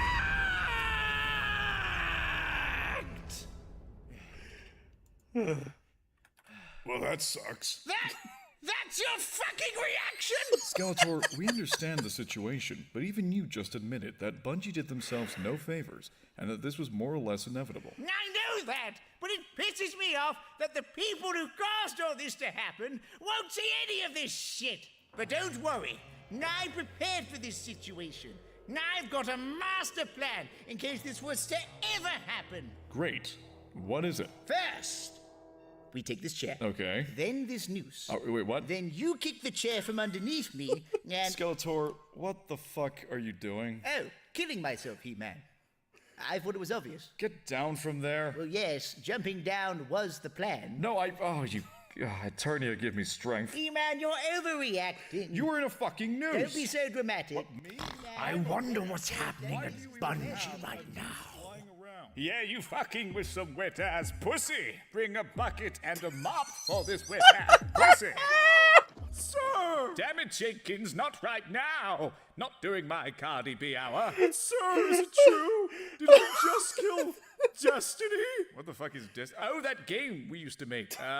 Jay Jenkins, we didn't kill Destiny. We, merely ceased development. But isn't that the same thing? Oh, potato, Jenkins. But where did all the money for development go, sir? I can assure you, Jenkins, it went to all the right places. Who ordered the 1974... Oh, no! Oh, fantastic! Put it with the others. Oh!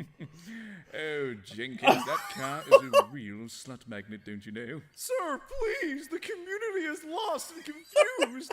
What should we do? Well, your guess is as good as mine. I've tried nothing, and I'm still out of ideas. Sir, I'm starting to think that you're out of touch with this company. Are you implying that I'm not cool, Jenkins? I'll have you know I'm very down with the kids, no diddy. Look. Ooh, scuba. Sir, please, there's clearly still a lot of love for Destiny. The state of play was bombarded by cries for a Destiny free, and the change.org only keeps growing by the day. Well, if they wanted Destiny free, then they'll simply have to buy more Marathon. But sir, why would they support Marathon after seeing how we've been treating Destiny? Who's to say that we won't do the same to that game too? Jenkins, you know you talk a lot of shit for someone in layoff distance, right? Oh, the way shit! things are right now. Oh!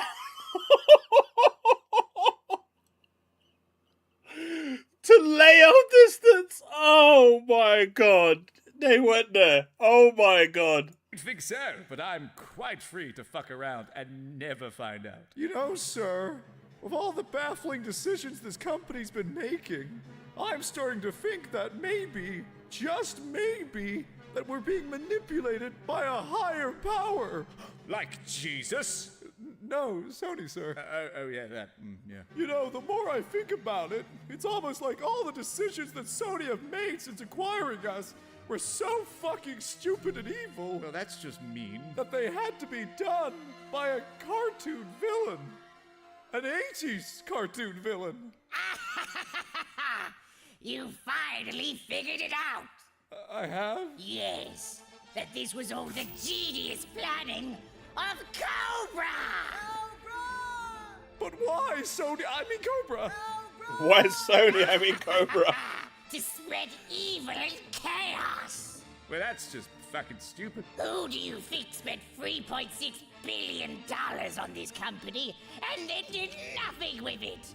Who do you think made Bungie abandon Destiny to work on Marathon? Who do you think shut down every chance to save the company? And who do you think put a total dipshit in charge of it? How dare you? Only I get to call Jenkins that. And now that we've finally gotten Destiny cancelled, the people were mad and panic was spread far and wide. Oh, no! And there is no one who can turn the tide against the might of Cobra!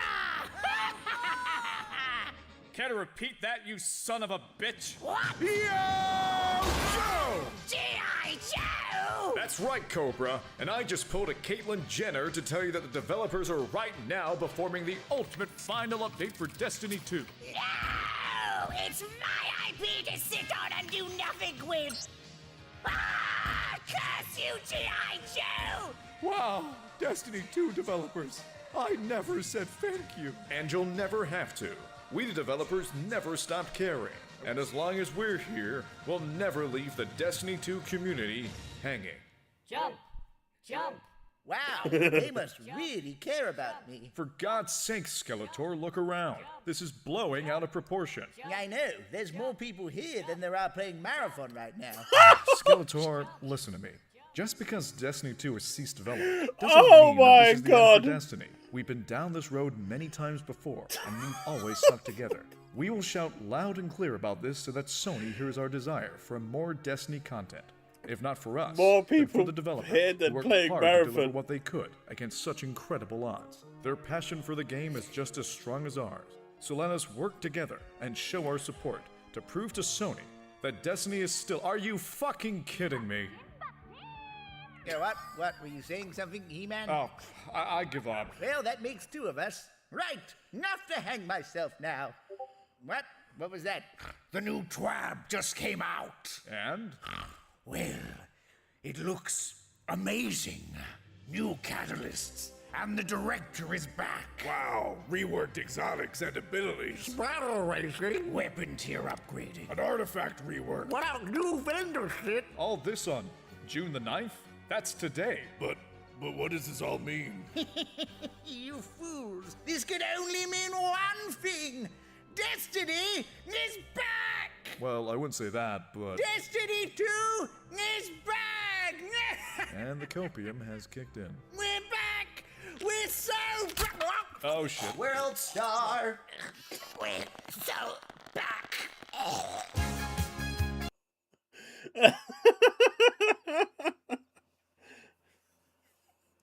Oh, that was great. That was absolutely great. Hey, Devastator. Oh, that was brilliant. Like, the new update they released for Destiny on June the 9th is absolutely phenomenal. There is a lot. They've got a secret exotic mission in there that's absolutely phenomenal. Really well done and really lore intensive. They've got, Sparrow Racing, which is working really well. They've reworked a bunch of stuff. And most importantly, they've finished off all the story for the most part. And they have left a few windows open for Destiny 3. Characters like Zavala said their farewells. And they've officially, even if there is at some point in the future a Destiny 3, Zavala isn't going to be there anymore. Apparently he lost his ghost at some point. I didn't know that. Ikora becomes the new Vanguard leader. Cade is gone, Zavala's gone, and it's just Ikora. The 9 are pretty much disimposed. It's they left a few things open, and the new expansion has also leaked. But the bottom line is, people can blame Bungie all they want. You don't spend $3.6 billion and do absolutely nothing with the IP. Sony has the majority of the blame here, in my opinion. It was theirs to fix, and they didn't do it.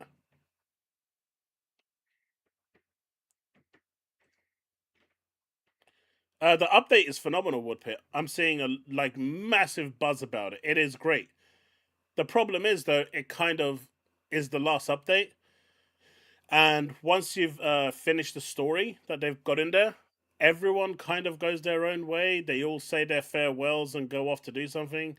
There's a lot of spoilers there, so I'm not going to go into it. But the main characters, like Mara and everyone, they just...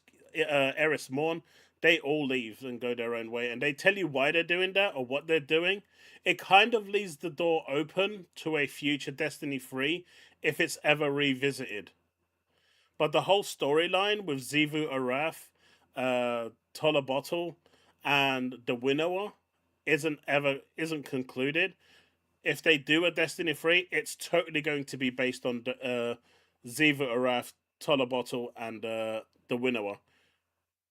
And you'll understand why I say the Winnower if you watch all the ending cutscenes.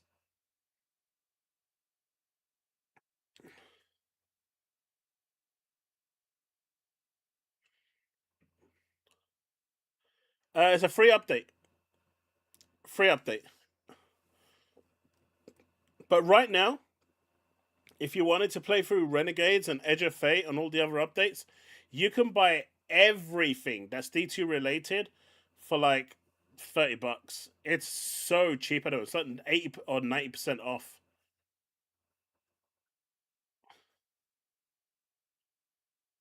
Yeah, that's next on my cards, Brandon. I'm gonna do that next. Yeah, Bold, that's 100% true, man. Sony could have got so much goodwill from this. I mean, if they turned around and at the end of all the cutscenes, it's because the final cutscene you have to work towards. There's a bit of work to do before you get that final cutscene, and it's a really emotional send off to the Guardians, and it's a really really well thought out send off. I'm not going to play it here because I know people want to experience that for themselves and don't want the spoilers. But it is in terms of sending off the community, it's as good as you're possibly going to get. But what they could have done at the very end of that, and this would have broken the internet and would have gained Sony so much goodwill. It's unbelievable. Is just having a splash. See you in the future. Destiny 3, and they would have that is all they would have needed. Chat, my cat's just crying outside. I need to let him in, and I'm gonna go and feed him real quick. So I'm gonna AFK for about 3-4 minutes, and I'll be right back.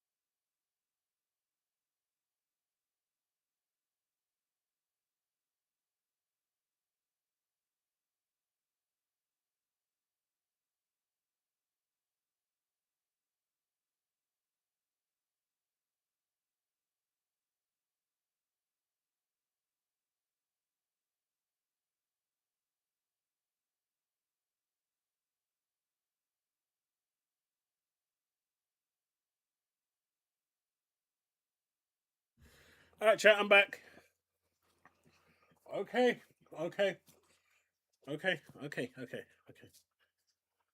Get in your little corner.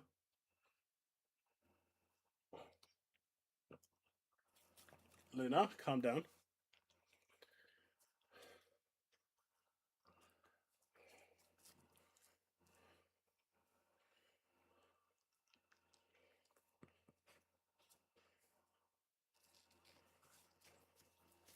Okay, calm down.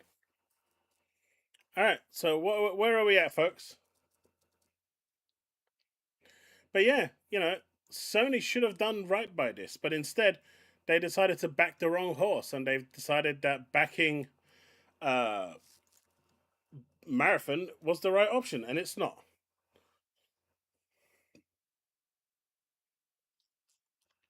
They are, and that's why I'm farming them.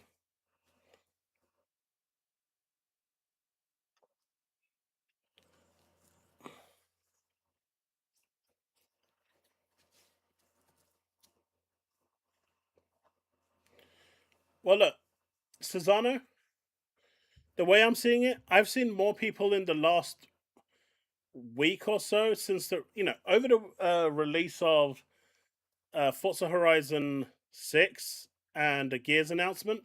I've seen more people posting that they've bought Gears of War, an Xbox Series X console, not an S, but an X, than I have done probably 6 months prior to the launch of Forza Horizon. So, it's not a... You want to go down? Okay, get down. You're not going to get out because I've locked the door. So, there's a growing interest because people want to play these games. One thing people don't want to do is wait 5 years to play those games. The average person just doesn't want to do that.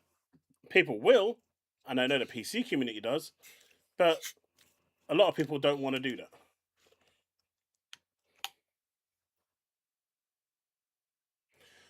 Let's find a Fable. Before we watch the Fable one, apparently there was a small gameplay trailer for Clutch. Apparently it's not all that great, or it looks jank, I've been told, but I figured we could check it out. And then we'll jump into the Fable deep dive, and we've got the State of Decay deep dive as well. Welcome to Whoa, this is 20 minutes. Let's check out the Fable one first, then, I guess. I did not expect this one to be that long. Something tells me the Fable one's going to be even longer, right? It is longer.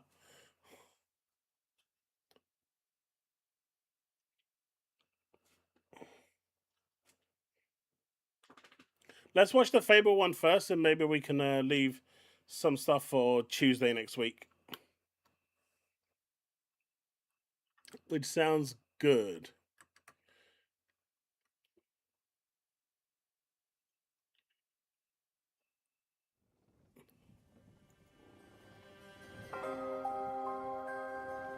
Fable is a beautiful open-world action RPG, packed with drama, jeopardy, and high-stakes choices that change the world. I'll call it in time, okay? But at the heart of Fable is a game within a game. An endless, interconnected life sim where you'll be remembered for changing people's lives, building property empires, manipulating the economic fate of entire settlements, and more.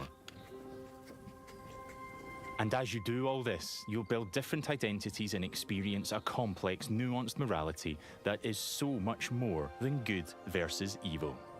It's what you'll do in Fable when you aren't saving the world, and we call it building an extraordinary life. Let's dive in. You want a 12-hour chaos stream? Here I am in the middle of Oakshire, one of the 6 regions in our visually diverse open world. It's characterised by beautiful rolling hills and lush, colourful foliage, inspired by the British countryside. There are settlements of different sizes throughout the world, each with their own population. Force, if they didn't remove that from PlayStation State of Play, I think that would have been the nail coffin in Xbox. We can see one of those settlements up ahead. Silverbrook, a peaceful farming town, and the largest settlement in Oakshire. Can you imagine how Honestly, can you imagine how out of touch with Xbox you have to be to put Halo on a state of play? Silverbrook is all about farming.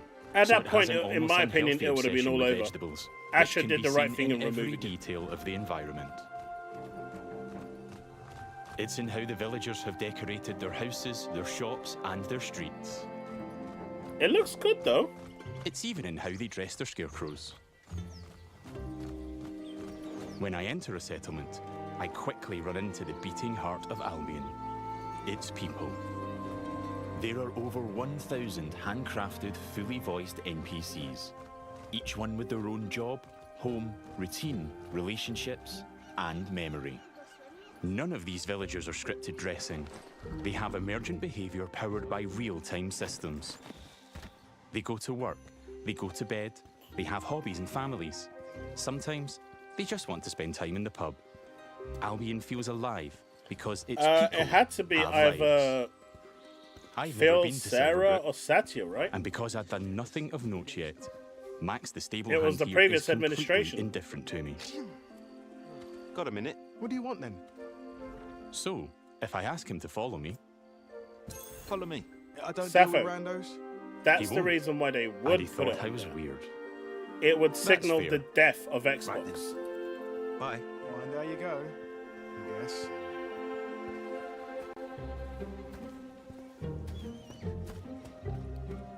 In the story, Don't I'm here forget, right? investigating if there's a connection between Xbox Isabel, sold the powerful exclusive red-cloaked hero I'm rights pursuing, to the Doom and the trailer to strange PlayStation magical incidents being for reported the in new Silverbrook. update mode. Microsoft couldn't even put it on their own I've heard something about website giant on YouTube vegetables and a hero because called Sony Arden, paid who for the lives rights nearby. to have it Maybe so they could could help me find display it. Isabel. And Microsoft And sold it it seems to there's them. a bit of a commotion in the town square. That's how Let's far see what's Microsoft going had on. fallen. Someone needs to tell this little brat what's what. Oh, Hero, can you do me a favour and get this bloody kid away from me? No! I won't let you kill Colin! Hero! Hey, tell You us. have to stop him! Look, kid, I'm a butcher, and Colin's just a pig. Do I I mean, need you to can blame spell all it of them, out? Force. They're all But I'm part not of the like problem. all the other pigs, am I, John? I still Oh, don't believe for Phil was really I the am not blame, having though. this I don't know why, conversation with but you again, Colin. I can't Can I imagine just Phil being part of that problem. Understand that pig. Oh, yeah, the novelty wears off after a bit, trust me. Colin's special! Please. We can eat something else at the Silver Travel Feast. Well done. People are expecting a hog roast, kid, and I've been preparing this pig for ages. But I've only just learned to communicate. Who knows what else I could achieve? A talking I've got pig. potential, Hero. Don't let me end up on a spit. Please. The pig Well, dies, man. This certainly qualifies as a magical incident. The pig dies. What you're seeing here is Without not bacon. a cinematic. It's just one of the hundreds of story conversations in our game. We have over 2 hours of high Chat, you quality saving the pig or performance captured cinematics, You're eating the just pig. like the ones you've seen in our trailers. But in these conversations, you'll make hundreds of branching dialogue choices that change what happens and how people feel about you. It's important to note that every Yes, choice yes, has a yes. consequence. It's up to me if Colin lives or dies, and I think he should live. I mean, come on, he's a talking pig. Let the pig live. Yes! Thanks, Hero. I knew you'd understand. No hard feelings, John. You don't make the decisions here. This is my pig, bought and paid for. I can see his point, so I'm going to pay the butcher. What's the pig worth to you? I'll cover it. Oh, it's not just a pig. It's provisions, labour, faff. We're talking thousands.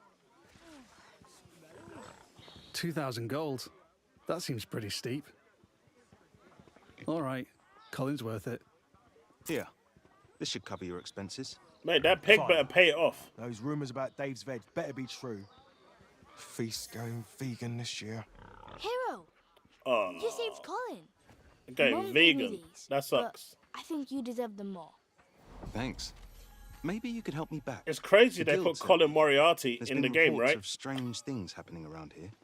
Like what? Who's in charge around here? And where's Arden, the hero? Arden doesn't really come around here anymore. You should try the sheriff. His office is nearby. Come on, Colin. Let's go. In this game, there's going to be I've loads, spared Harry. Colin's life. I've also gained reputations as virtuous and shrewd. In Fable, every action generates local reputation. You'll eventually be known for the reputations you build, and everyone will judge you on their own moral terms, often directly. Nice way. And this is at the center of our complex, nuanced take on morality, evolving beyond just right and wrong. It reflects real life, where morality is multifaceted and subjective. One person's good is another person's evil. Even being merciful will divide opinion. Let's chat to some other folks and see what they At think least this about also me. confirms Hello you're there. not stuck to being a female. You're that hero. This is Jack the Beggar. He's a commoner who's unemployed right now, which is a shame, given he's a hard-working sort of person. On the right is how he feels about me. Jack likes my virtuous reputation and thinks I'm principled. Other NPCs might feel differently about my choices, because each has their own moral view on the choices you make. There are lots of ways to interact with NPCs. I'm going to give That some doesn't gold make to sense Jack for the Gears because one. he seems nice. You can still buy it. And he's a bit down on his luck. For you. I hope it helps. Oh, this is going straight in my pocket. Cheers. He was grateful The for Halo that, one is sold out there, and he which I'm felt I was being disappointed in. kind. I wanted Let's give one. him a bit more. Here. Don't spend it all at once. This takes the edge off. Hey, Thank why you. are you insulting the pig? That made an impact. I've gained a reputation for being kind, and I'm known for it across Silverbrook. Everything you do has a consequence. Let's leave Jack. So long. You're like a breath of fresh air, you know? I do like Jack, though. Maybe I should buy him a gift. There are lots of shops with different stock across Albion. Let's go to the general store across the street to see what they have. Every business has NPCs working in them as part of their daily life. What up, Chili? Just like Megan here. Jack gonna spend it all on booze. Welcome, hero. What can I do for you? Doing my deal to save Colin gave me a shrewd reputation, and Megan here is a fan. She's an ambitious commoner, and she thinks I'm savvy because of my earlier deal-making. Every NPC has unique characteristics driving who they are and what they think of you. You know what? Forget Jack. He's dead to me. I'm going to try flirting with Megan. Phew.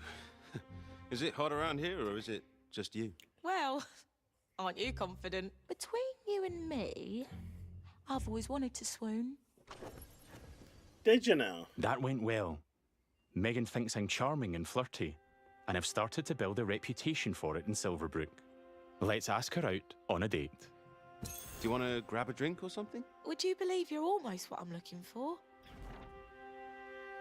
Clearly she's interested, but I'm not worthy of her time just yet.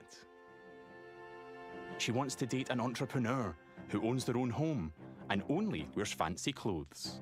I've already They're bought high the collector's standards. edition for Gears. She is ambitious after all. Not interested in the collector's for Fable, but All if right, I can I'm find invested in taking Megan on a date. Let's go. Halo collectors I'll be back, I'm sure. You have a back in smashing stock, day. I'll pick that up. First, I'll need to buy a business to get a reputation as an entrepreneur. In Fable, I can literally buy Why any ain't you buying a business. house? The date I might be could buy worth that it. She bakery might give across you the street, best booty you've or ever around the had. corner, I could buy one of the stalls. But you know what? I think I like the pub. The Silver Trough. It's simple to buy a property. Interact with the deed outside the front door to see income, price, and the number of people employed Too there. many colours? To be honest, I've always wanted to own a pub. So let's buy it. Yo, Steve! Maybe this is the start of my business empire. You I'm a can proud new relive pub that owner. moment of Now owning I can a set pub. prices and wages, and I can manage the staff. Every Now villager in a performs virtual world. differently, You can work Here, 24/7. Susan, the bartender, is great with customers because she's caring. And that's giving my pub an income boost of 10%. Thanks, Susan. You pre-ordered the pub's Gears one? understaffed, though. Yeah, it's good. As the new owner, I should probably sort that out. And guess what? Will he ever I do know a just the Minecraft hard-working Bedrock fellow. Realm? Probably not. Let's go back to Minecraft Jack isn't the my Mega. jam.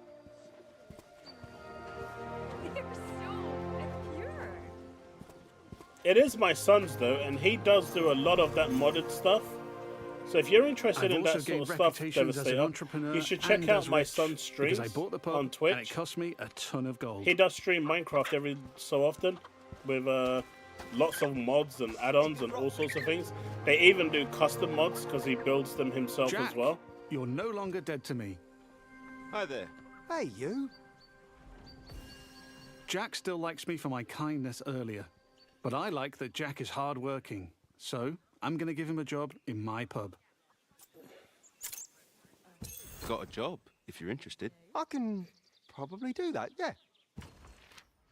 I can hire anyone, providing they like me enough to accept my job offer. Great. Jack is thankful I've made a positive impact on his life. He's no longer a beggar, and he's now a bartender. Cheers. Yeah, makes sense. You want to There are make so sure many you're people to talk having to. your harem in Fable? That's Villagers my boy. react to the reputations That's you my build. boy. And they remember the things you do to them. Now the pub is fully staffed, and Jack can head off to work. Yeah, I'll be getting it on Xbox. Take your time, Jack. I mean, if I get it, I'll get it on Xbox. Next, I need some fancy clothes. Let's head to the tailor. What a cheeky What's this? chava. There are lots of places I can update my look. Tailors, hairdressers, tattooists. And every settlement has different options available. There are rare outfits to discover in the more dangerous parts of Albion too. There are tons of options to create a unique look for your hero.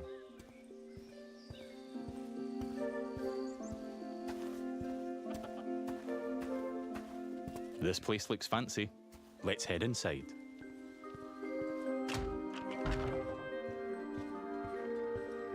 This is the tailor, Rhiannon. So much choice on offer. We're closing soon. Just like real life, wealth is a divisive topic, and Rhiannon has her own views. In stark contrast to the ambitious Megan, she's very much not a fan of rich entrepreneurs, and she thinks I'm out of touch. Which makes sense, given she's humble. Let's have a look at what she's selling. Fancy clothes, hopefully. Can I see your stuff? Don't waste my time. Rhiannon's jacking up the prices by 80% just for me. Looking closer reveals why. That's just how much she hates me. This is just one example of where your choices ripple through all the interconnected systems. What? And here I've got our I character wouldn't buy customizer. anything. I'm free at any time to find a wardrobe and change a bunch of different things about myself. I can change my skin tone, body, head, hair, and lots more. In the tailor, I can only buy clothes. But there's over 120 different shops in Albion, each with their own stock and items to buy. Let's finish my outfit with some fancy shoes.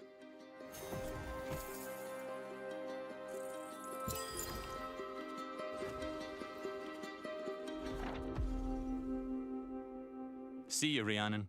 Take care. Yeah, alright. We don't get on, but it's been a pleasure. You know, Now she should have I'm told really him to looking the F part. off. Let's check on my relationship with Megan. At any time, I can dip into property and people screens to track my loved ones, of which there could be many, because I can have relationships with everyone in Albion if I like. It would just take a while. While I'm here, I can see the reputation cloud on the right. It shows me what I'm known for in Silverbrook, as an entrepreneur, rich, kind, shrewd, and virtuous. On a single moral scale, these reputations would be seen the same way, as absolutely good or evil. However, as we've seen with Megan and Rhiannon, Fable's morality reflects the complexity of judgment we see in the world today, where everyone has their own moral view. The last thing left for Megan is to own a home. I'm a bit short on cash though, seeing as I paid a fortune to save Colin and bought a pub. But since I've bought it, I've been earning passive income. So let's swing by to collect it. The people of Silverbrook all have their own nuanced, subjective view of who I am and what they think of me. But if I don't like my reputations in Silverbrook, I can pay the town crier to change them. I give them gold, a lot of gold, and they spread a new reputation for me. If you're rich enough, so you're bribing you can people change now. what people think of you. Here I am at the Silver Trough, now under new management. Let's head inside and check in on our employees. Wow. There's Susan, you would my tell star us. bartender from You earlier. would. You 100% would. They'd just find something else to Hey, you nitpick working on. hard? Just who I wanted to see. You. Oh, she fancies me because she thinks I'm compassionate. Sorry, Susan. I only have eyes for Megan. Keep at it. You and me, boss. You and me. Hey. And there's Jack. Let's say hi. How's it going? Just working. You know me. I knew you'd work out, Jack. He is a hard-working commoner after all. Keep up the good work. Farewell. See you, boss. Things seem to be ticking over in here, so I'll head downstairs to the income chest to collect my profits. There's an income chest in every business I own and every property I live in. It means I don't have to go to each individual place, and I can collect all my income from any of them.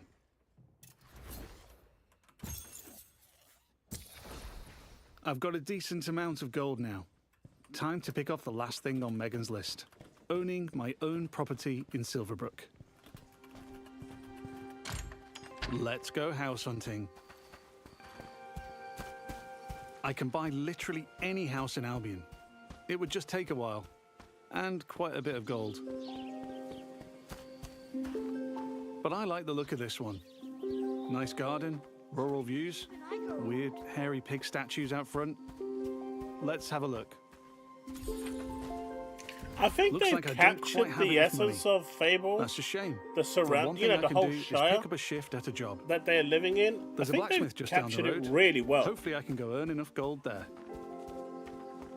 But I want to see more of Going on dates, what's buying out there. properties and Where's businesses, the and doing story, jobs the are all combat, part of the the interconnected villains, Fable the... experience. Do we see any of that It in really this? adds to the sense of immersion when I can take a break from saving the world to change the lives of the people around me and discover how the Nah, simulation reacts. the hell to the people around me. I want to go save the I could world. play this part of the game forever, and I'd never run out of systemic toys to tinker with. There's a couple of jobs to take on across Albion, but today I fancy a try at blacksmithing. It's as simple as walking up to the anvil to start a shift. No prior experience required.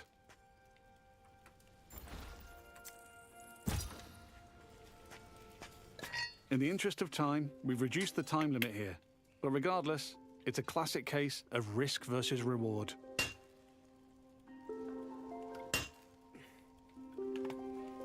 I'm constantly having to balance speed versus precision, while trying to earn as much as I can.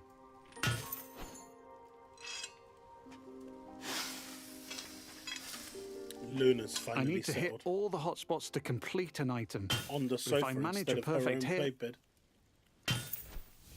just like that, I earn a multiplier on my gold.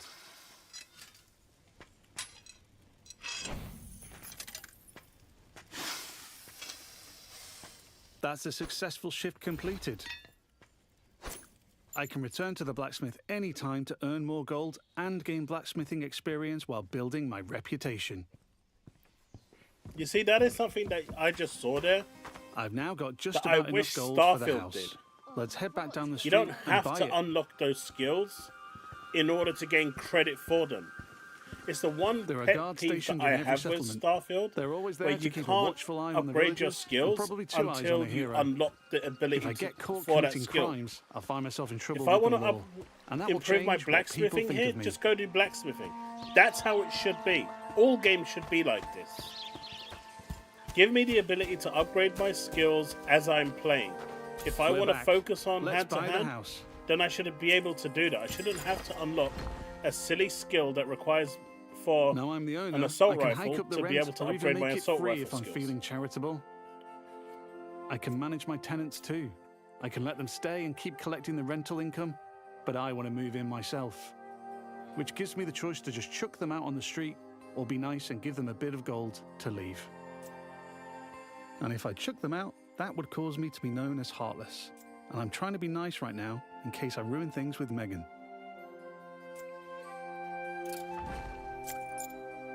And now I'm free to move in. How are you still not heartless? Because Let's you just look evicted around. a family with like 5 children. They're going to Home be sweet sleeping on home. the streets. I can buy any house Megan in is going to Albion. hate you. And while this one lacks some square footage, there are huge houses, even mansions I can buy throughout the game. I'm the best at driving. I don't know what you're talking Looks about. like the tenants left some stuff behind. Now you're a thief too. Awful fans, apparently. Wherever I live, I have access to my income chest and wardrobe, so I can collect all my gold and change my appearance whenever I like. That was the last thing on Megan's list. Let's head back to the general store. Fable has a dynamic time of day that changes what people are doing throughout their routine. It's still the afternoon, so hopefully Megan is still working. If I'm too late, she'll be back home in bed. Hey, And don't there's you my dare new try pub creep with into some her bed. customers in the beer garden.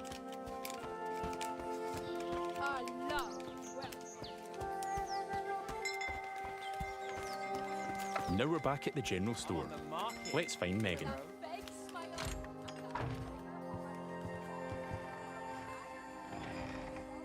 Just the person I wanted to see.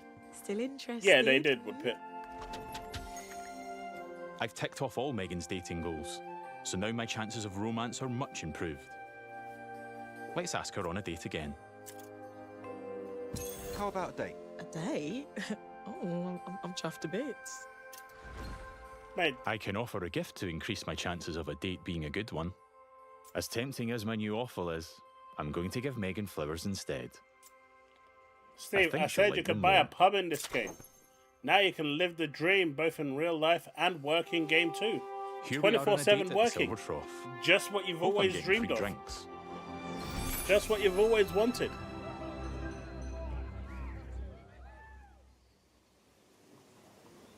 Looks like it went well. That was quite the date, hero. Loved Yeah, it. what is wrong with her face? Hey, you. Oh, hero. That date was just brill. Megan found me quite charming. I'd like to make things official, so I'll ask her to be in a relationship with me. So what do you say? Ready for something more? And what a lovely couple we'll make. Whatever comes next, I'm with you.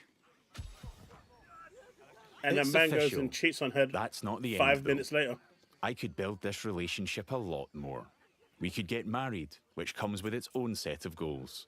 We could move into my house and start a family. And I can even hire her for one of my businesses. Things could go the other way too.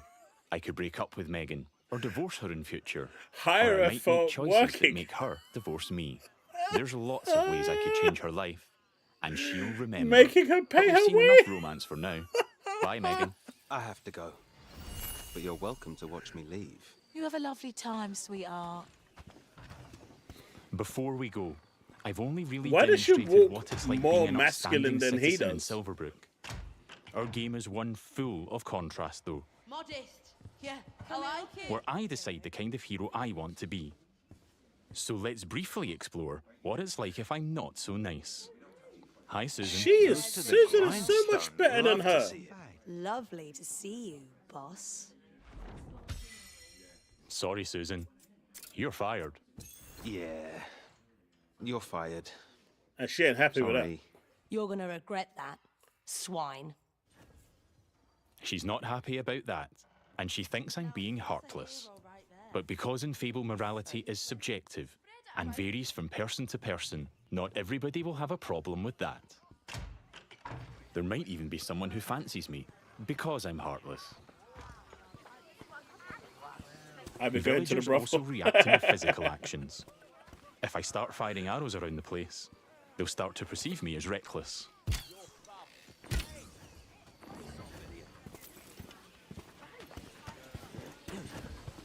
I can even take pot shots at the locals if I want.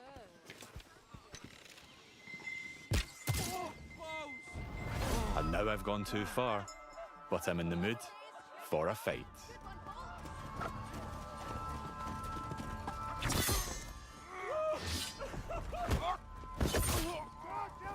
In Fable, you can express yourself with your own combat style, combining strength, skill, and will in style-weaving combat.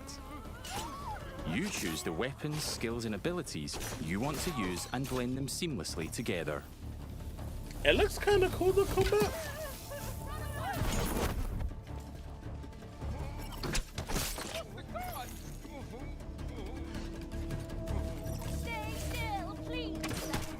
Stay still, please. Mate, that's my line.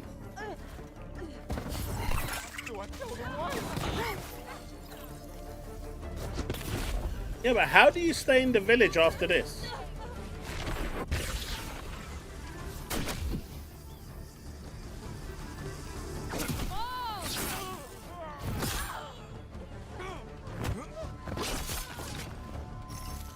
I'm putting up a fight, but backup will keep The on coming combat looks a until I little leave stiff, Silverbrook. or is it me? Peacefully or not. I think a tactical retreat is probably for the best. But what about your girlfriend and Never your have a house and your bounty on my business? head which will grow with more crime. I can immediately pay it or pay a reduced fine if I spend long enough out of town. My reputations don't disappear with my bounty though. Once I'm known as a killer and a criminal, it'll stick with me until I put in the work to change what people think. Or until I've made an expensive visit to the town crier. Because the people in Albion remember what you do.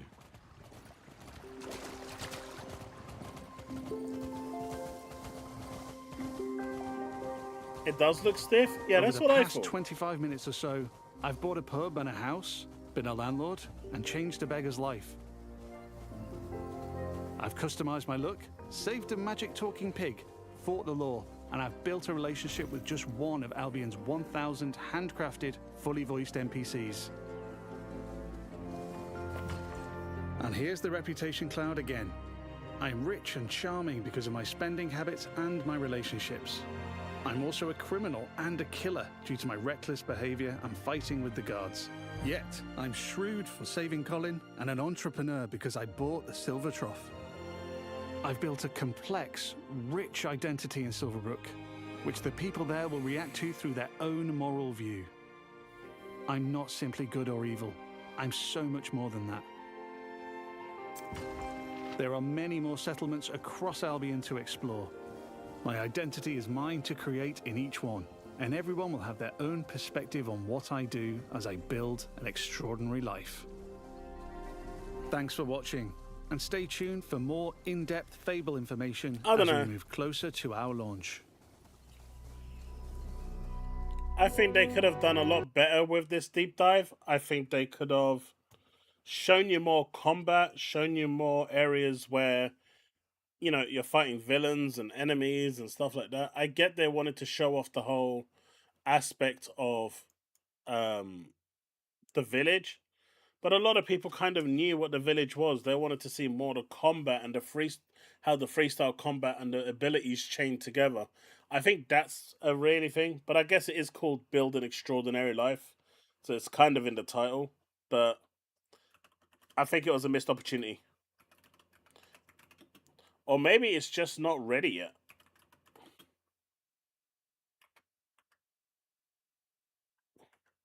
So Digital Foundry released a short video 7 hours ago. I watched a little bit of it. And they're talking about Halo Combat Evolved. Halo he said combat evolved, right? But it's campaign evolved. Let's see. Was there any other bits of news that I wanted to cover before we jump into that one? So Gears of War E-Day is going to be the longest campaign that they've had. Gears 1 was 9 hours, 2 and 3 were 10, 4 was 9, 5 was 12. E-Day is supposed to be about 14 hours, so that's kind of cool. You know, I think that's a good length for a game like Gears. Matt Booty says, and this is a big one by the way, chat. They couldn't fit Marvel's Blade for Xbox Showcase and other beats coming up in the year.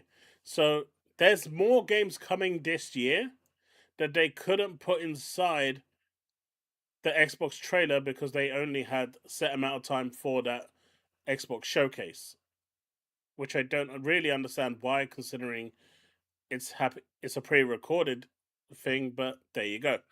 Anyway, there's still a chance that Stellar Blade could make an appearance at the Tokyo Game Show, for example, on Xbox. Maybe that's where they're leaving it. You know, a bit like how Final Fantasy VII Remake got announced for Switch first and then the Xbox. So there's always a chance that could happen. But I suspect at some point this year, maybe even at the end of the year awards, or November the 15th, maybe, they'll have another showcase. We'll probably see Blade. So there's a lot more coming up this year that they couldn't actually fit in.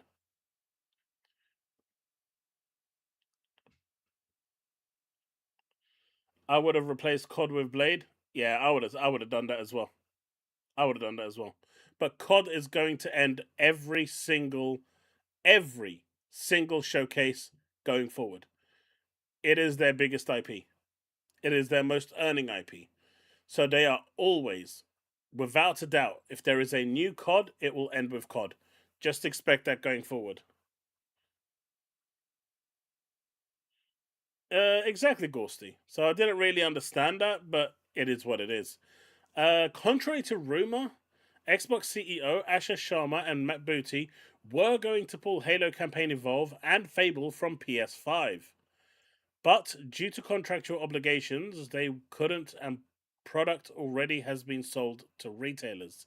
So whether this is true or not, I don't know. We've seen them in the past where, well, not them specifically, but companies have pulled games that were already available for pre-order off the shelves, and people have been issued refunds. So it's not like this would be unheard of. But if there was ever a time where you wouldn't give a rat's monkey's ass about your contractual obligations, even if Fable went multi-platform, Halo would be the one that you just say no. So that's my view on that, and I think they missed a golden opportunity on that one, and it's a shame.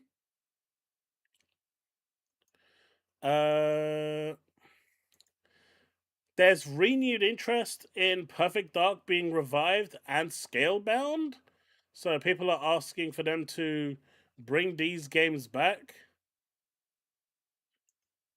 Valor Mortis, I don't know what this game is at all. However, it was supposed to come out in September. Now it's coming out on October the 13th, around the same time Call of Duty is. Crimson Desert has sold 6 million copies. Congratulations to them. And Shift Up. CEO brushes off complaints that Stellar Blade Blood-Rain's protagonist looks too young, while promising even more appealing outfits. So I think that pretty much sums that up. But let's check out this Digital Foundry first look at Halo Campaign Evolved, Xbox, PC, Xbox LIX, OG versus new game, performance, and more.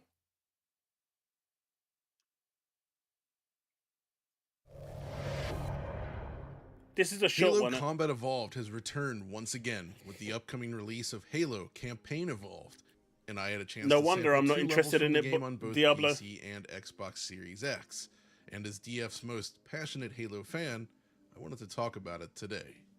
You see, at its core, Campaign Evolved marks another attempt at remaking one of the world's most iconic shooters, the original Halo. While the Xbox 360 Anniversary Edition offered then modernized assets, I've always felt that it missed the mark, with a visual overhaul that lacks artistic cohesion and a flair present in Bungie's original designs. It also marked the beginning of 343 Industries' reign of Halo, in conjunction with Saber Interactive, of course, and aside from stereoscopic 3D, I really don't care for it. With Campaign Evolved, though, the development team has been granted a second shot. You see, while Anniversary marked 343's first project, Campaign Evolved now fills that same role for the newly christened Halo Studios. Along with this though, and breaking with Halo tradition, Halo Studios has dropped its in-house technology and instead embraced Unreal Engine 5.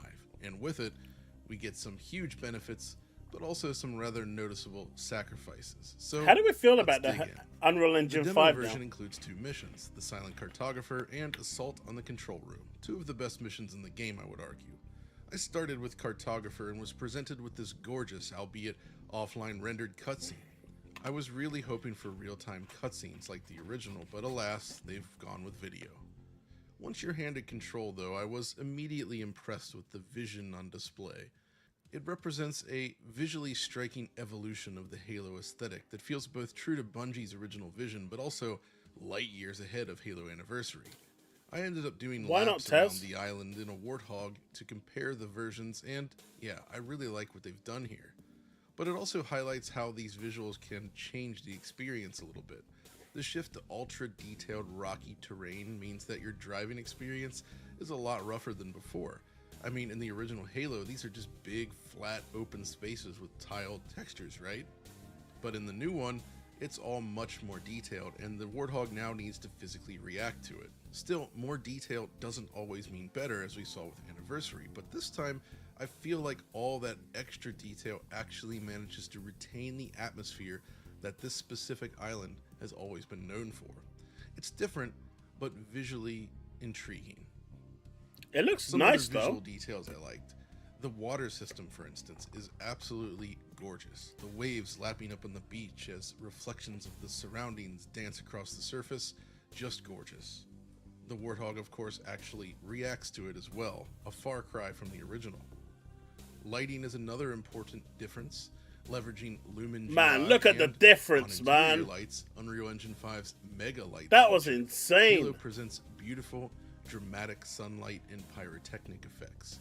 The bounce of the afternoon sun off the That's warm a sand big creates difference. Some truly dramatic scenarios.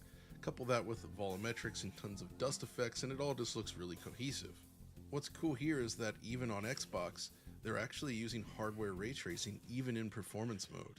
Taz, you can play it in third person. Issues that we see with SDF-based tracing. They've added In addition, third person as mode. I mentioned, mega lights are actually used for interior and local lights, something you'll really appreciate when you're surrounded by tons of Covenant all blasting their brightly colored weapons. And in fact, color is one of the key things they really got right here. The original Halo was known for its super vibrant greens, blues, purples. I don't know, that video that that's what defined the look of the Covenant. Devastator and links it's in something the that was reactions completely tab. missed for Anniversary. This time, There's no it confirmation looks on excellent. layoffs, so why And is he it even really making a makes these video interior based on scenes layoffs? Feel super dynamic with lights and blasters Like, going all over the there's place. no layoffs at the moment. Here's another There's example no I really confirmation. liked. In the original Just what game, people in are this assuming. hallway beneath the island, it looks like this. There's a little bit of light pouring in at the end of the tunnel, but it's otherwise pretty dark. When they did the Anniversary Edition, it instead looked like this. It's super bright and Scarish. honestly. I don't like this at all. Yeah, this For doesn't look Campaign good. Evolved, That however, looks good. we actually see the effects of lumen, with light pouring in through the door and then actually bouncing around the hallway, very subtly illuminating it. I think it looks absolutely beautiful here. And you get this effect on every version. And of course, all of this lighting The latest detail version of UE greatly have benefits the far massive better increase in CPU object optimizations. detail. The problem is Aside that from most the of the terrain and games structures, that use things it like, say, use the the older versions Warthog of or it. That's fair. Marines and the like are all lovingly rendered with an obscene amount of granular detail beyond anything we've seen in the series past. You It can feels go like into two third person. generations beyond something like, say, Halo Infinite. I'll show you a clip of that later if Of it's course, not in there here. is a lot more to discuss here, but I Man, want that to is say a some big things difference. for the final game. That is a The big, point big here, difference, though, man. is that they have managed to nail the art design in a way that I really like, and it looks so much better than Anniversary. So while we're talking Yeah, we'll about check that one differences out, between Devastator. the original and this That'll new be a nice version, little palette there cleanser. are some things that It's really a stood short. out to me that impact gameplay. For instance, at one point you need to make your way into the center of the island, and you go up through this area. I'm not going to be behind a funny, tree, but after which you Woodpit, make your way up. you remember towards the what center happened with section where there's a Redfall, pair right? of hunters waiting for you.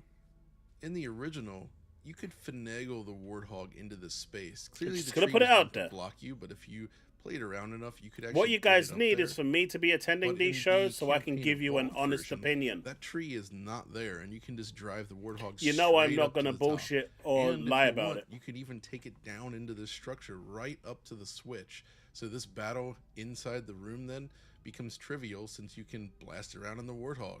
In the original, if you were able to get the Warthog up here, you could take it down into this area, but these Covenant structures did not have physics applied to them, so the Warthog would get stuck here. You couldn't take it further. I also noticed a difference in item usage. So in the original, if you landed on an overshield, you would be invincible for a second, and this was actually something I used a lot in multiplayer. But in the new version, items are something you collect, so when you get the overshield, you actually have to select it and use it with the item usage key. There isn't multiplayer in this, I guess, so it doesn't really matter, but it is an interesting change. They also brought forward some of the features that were introduced in Halo 2 and beyond. For instance, you can now use the energy sword that is dropped with certain elites. You can hijack enemy vehicles just See, like I Halo think this 2, is really which was a cool. huge feature Like for they've that game. modernized it The Warthog and now has brought its in the horn, best which things again, from introduced others, in Halo the 2, future games, and into the things like first one. enemy damage values have been changed significantly. Hunters, for instance, went down a lot faster in the original version if you got in behind them and took out their weak spot, but here it takes way more ammunition, even on the lowest difficulty setting, which is interesting.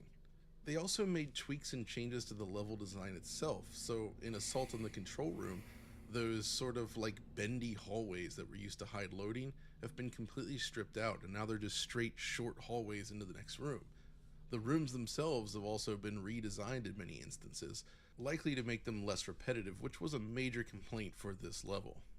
As an aside, I did notice some weird But the original graphical reports oddities came in this back for demo, like, Redfall what as is this shadow here in Redfall his is the hand? I second don't coming get of it. Christ, Doesn't right? really correspond to anything.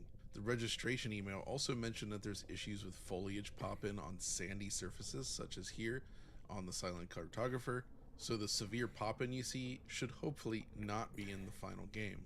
And while we're here in Assault on the Control Room, this is how it stacks up to the original game. And yeah, it's pretty Hey different. man, but I really enjoyed like the way Redfall when I looks played now, it, Harry. At least With overall. Bruno I don't and Steve. especially love In the way multiplayer, the it's a snow lot of fun. collects here on this surface here when you're outside. It kind of gives the metal this sort of noisy, dithered look, reminiscent of poor ray-traced denoising. Which brings us to our next major fault, and this ties directly into Unreal Engine 5. Specifically, the game does not effectively denoise the image. There's so much sparkling, boiling, and temporal noise as you move through the world, especially in darker scenes. Compared to the RTGI and something like id Tech and Doom the Dark Ages, Unreal Engine 5 really struggles to keep things coherent, and you certainly feel it here. Even on a high-end PC with maximum possible settings, it's a problem, and something a lot of folks will notice. I would at least like to see I wonder why they ray didn't reconstruction use as an the option for the Doom PC engine version. for this. And speaking of versions, as noted, this demo was playable for Xbox Series X and PC. Series S is technically playable, but we were told It would have, wasn't Harry. ready yet, so we can't feature it here. Series X, though, runs pretty darn well. There's both performance and quality options, and we can only show performance mode for this video, but that one targets 60 frames per second. And the good news is, it really hits it. It's very, very stable. Impressively so, considering this uses hardware ray tracing and all the advanced features of Unreal Engine. That looks insane Now, for the to Series reach X, this, man. The game deploys 2 levels of dynamic resolution scaling, which average around 50 to 75% of the output resolution, which means you're often at 1080p-ish, but it does look pretty clean. The thing that they did on top of this, though, is that there's a translucency pass, which varies the resolution of transparent effects based on frame budget. So things like explosions, for instance, you might observe them becoming rather chunky and low res, in a way that kind of reminded me of something like Killzone 2, actually. But that's not a bad thing, it still looks excellent, and it's a good way to save on performance without lowering the overall resolution to maintain 60 FPS. So clearly, Halo Studios has a real handle on Unreal Engine 5 in terms of performance, which is great. But we also sampled the PC that's a good thing, version right? on a range of hardware to better understand what we're looking at as we approach launch. To that end, we sampled it on a high-end PC, a mid-range system, and a lower-end handheld.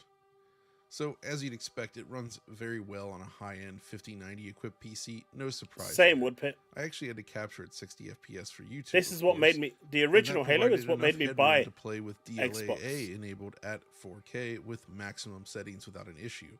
You can see up here that the GPU utilization remains around 50% when playing with a 60 FPS cap. Now, playing above 60 FPS definitely increases the requirements, but it is possible.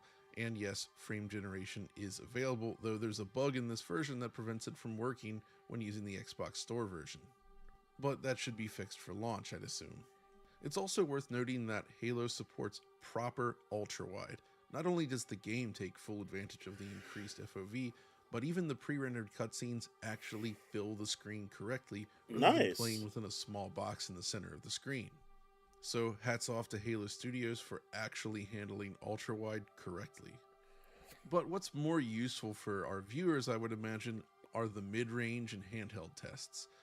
So on the mid-range side, we tested using a Ryzen 5 5600X with an RTX 4060 GPU, along with 16 gigabytes of 3200 MHz memory. We used the high preset with DLSS balance mode while targeting 1440p. The result, as you can see, is rather interesting. We largely were only able to achieve frame rates just shy of 60 frames per second.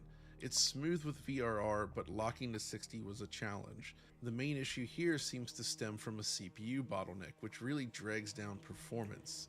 Of course, we'll have to wait for the final game to pass judgment, but this does give us an idea of how it's currently running, and yeah, it is a heavy game. Assault on the Control Room, by the way, does actually run faster on the same machine. And then there's the ROG Ally X, a more powerful system than something like a Steam Deck, as you know. But UE5 games are rather heavy, and the results bear this out. We had to run the game using the lowest possible settings with low TSR while targeting 1080p output, which actually looks pretty okay on the system's internal screen. But of course, without a frame rate cap engaged, you can see that it's just barely clearing 30 FPS most of the time, which makes it largely suitable for a 30 FPS lock if you choose to do so. But hey, 30 FPS is the original Halo target, so it's certainly playable, but I suspect something like, say, the Steam Deck, which is a less powerful system, of course, will not be able to provide a decent experience at all, but we'll test that when we get final code. So my current takeaway here is that the Xbox Series X version is really well done. Despite the shift to Unreal Engine and using hardware Lumen, they've managed to hit a very stable 60 frames per second. Image quality does take a hit, but it's really not that bad compared to some other Unreal Engine 5 games. The PC version, however, seems like it will be moderately heavy, mainly due to CPU limitations, and unfortunately, the options menu is also rather sparse, with just the basic things available to tweak.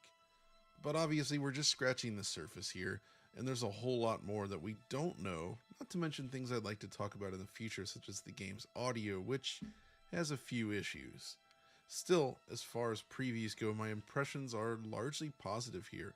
As someone that never liked the anniversary graphics for Halo 1, the results for Campaign Evolved are a lot better.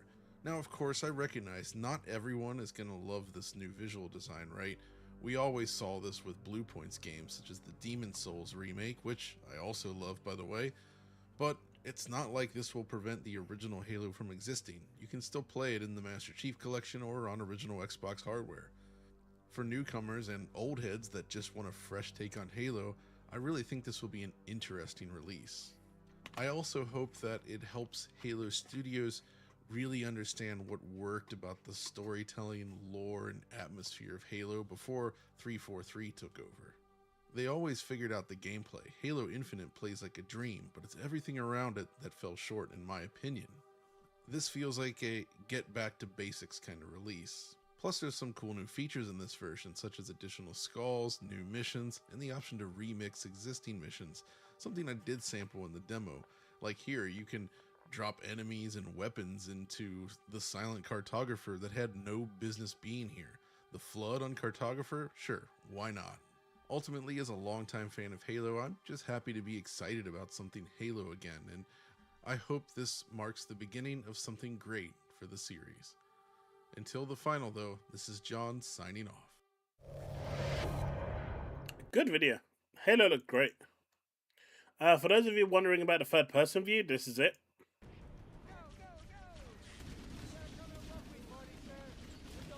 So Halo Campaign Evolved is going to have a third person view.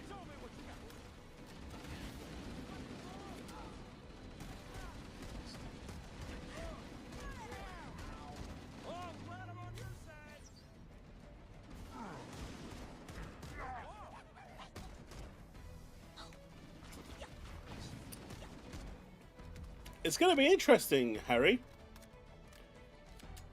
You know, people want to see Master Chief and they've animated him so well. You know, they didn't half-ass it like some games do with their third-person characteristic, like, say, Avowed. I think Avowed, or is it Oblivion that went third-person? I think it was Avowed. But they went all in and made sure everything just looks great. And, you know, it doesn't feel like it's a half-cocked up attempt at making it third-person.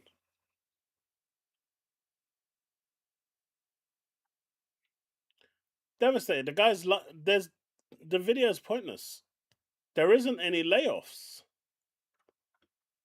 at least that we know of. We do have a new PAL though that you showcased. Let's have a look at the new PAL. For those of you that like PAL World,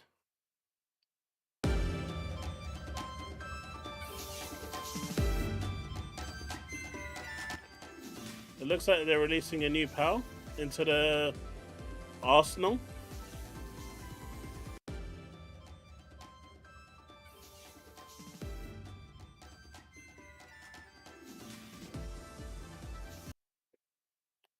Kind of cool. I love the fact that they're expanding their horizon with this one. And they keep on innovating and pushing forward.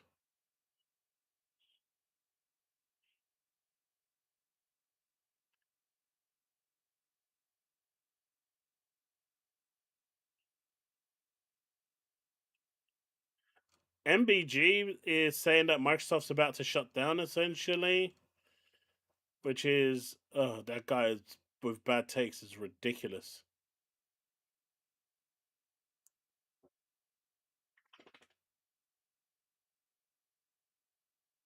Oh, Larry Hrib is going to be at all the fan fests to host them. No dates are locked in as of yet. But that is kind of cool. That is really cool.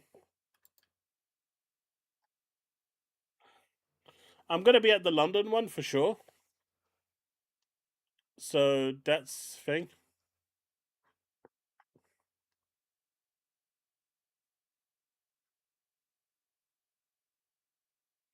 Yeah, MBG is just coping super hard right now.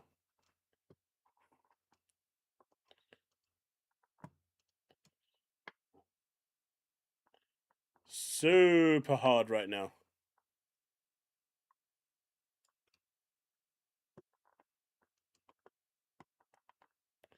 Let's see.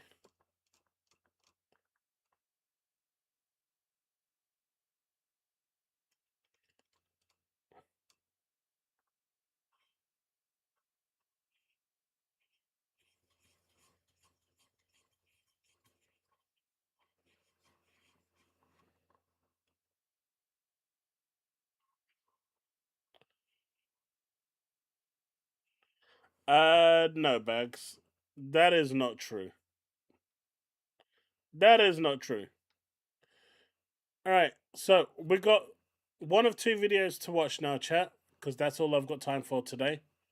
So it's entirely up to you which way we go. And I'm going to leave it to you to make the choice with the knowledge that one of them can be cut like really soon because I hate the sound of his voice and I hate him entirely. And hate is a strong word, but it's there anyway. So we've got the State of Decay deep dive. Don't know if you guys have seen that, but apparently there was a State of Decay 3 deep dive. There's a... Let me see.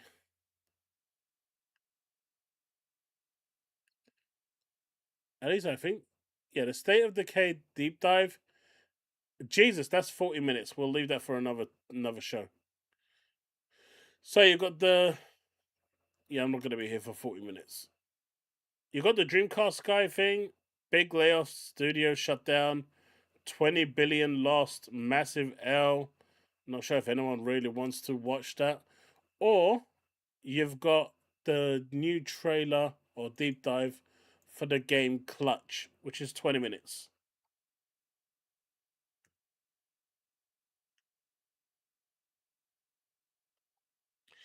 The State of Decay deep dive is 40 minutes.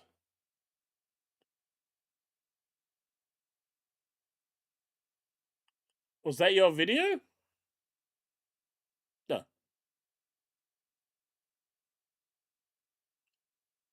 I react to all your videos, Chili. You just don't see them. Clutch is this game over here. This over here. It's the new narrative-driven story racing game. Think like The Crew. So you've just got the director giving you a deep dive into what the game is and what to expect from it and whatnot. It's more gameplay and stuff. 1 in the chat for Clutch, 2 in the chat for DCG. Oh, let me see if I can do a little 30-second poll.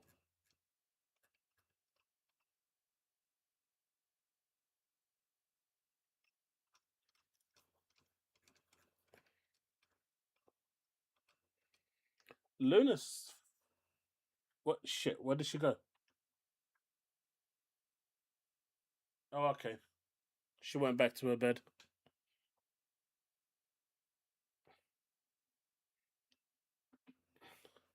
She was sleeping on the sofa and then I looked and she wasn't there. She's back in a little pen.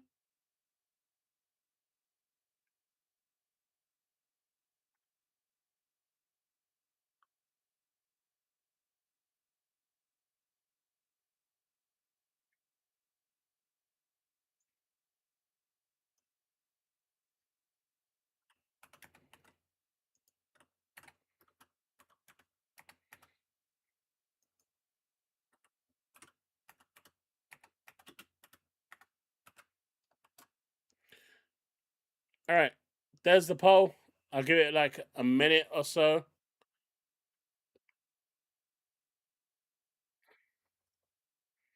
Vote in the poll. Whichever one wins by minute 40, we watch that one.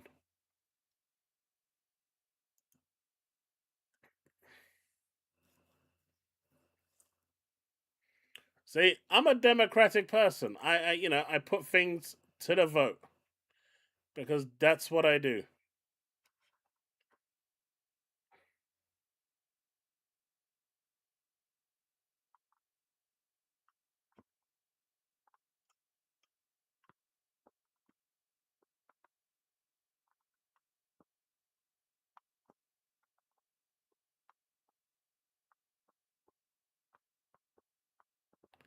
So let me get this right, chat.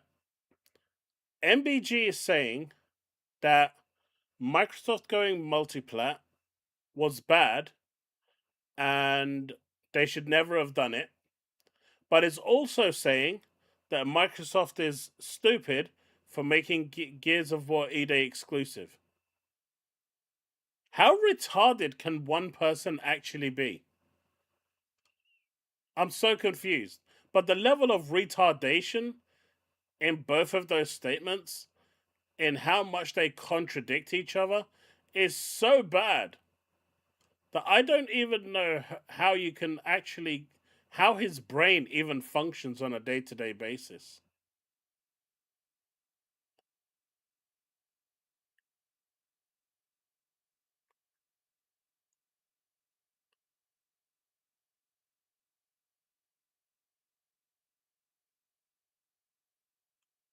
You can't say both things and want to get away with it.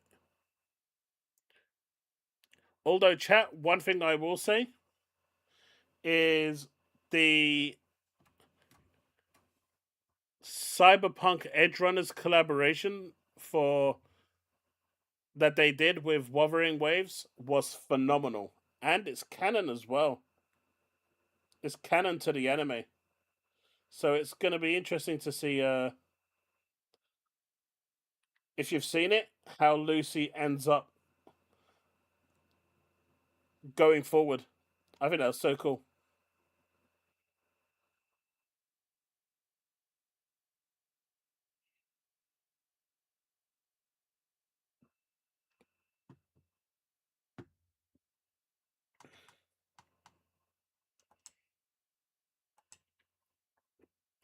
One of the best video game collaborations I've ever seen. It was top tier. Lounge ponies don't have brains, that's how. Because ponies don't have brains, that's how. Do you know what? I'm starting to actually see that more and more each day, Devastator. Thank you so much for the tube, man. But you cannot say stuff like that and then wonder why people call you a bellend. You just can't. There's no thing in this world. You are proof, but you are not a pony.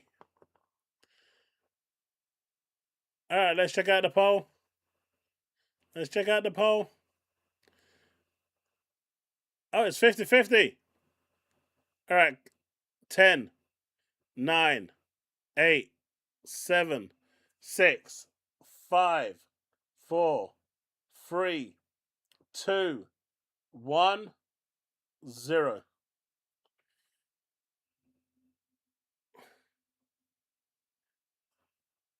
You guys really let DCG win.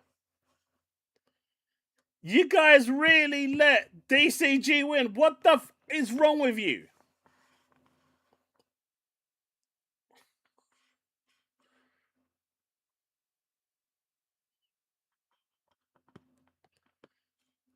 God damn it. I'm going to have... I'll see how much of it I can stomach. I don't know if I'm going to get through... I can't say I'm going to get through the whole video because there's a good chance I'm not. So we'll probably still watch Clutch because this is probably going to go off in like 4 minutes. Hey there, gamers. Dreamcast guy here. Today we're talking about Xbox because they just announced... I can't believe you guys did this to me. Mass layoffs. I cannot believe you guys did this to me. Do you guys literally hate me this much? I don't get paid enough for this shit. I'm just saying. Budgets are being cut, exclusives are essentially being canceled, and even the marketing budgets... What exclusives are being cancelled? Are now just being ripped in half. And unfortunately, this means I was exactly right. When they brought in Asher Sharma, I was one of those people that very obviously predicted the fact that she is here to just tear it apart and sell it for scrap. So this announcement, this is not a rumor, this isn't a leak, it's literally directly from Xbox themselves. They just posted the fact that over the course of the next 100 days, they're just going to gut Xbox. And I want to discuss this because I do feel like they are not going to make a next-gen console. I'm still been saying this ever since they announced Project Helix, but...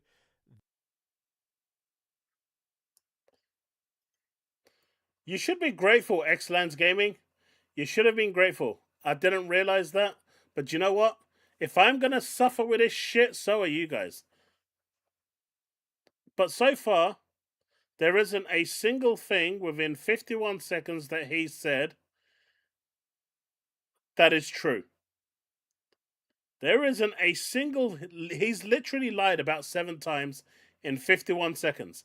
How do you start a video where you are lying 7 times in 51 seconds?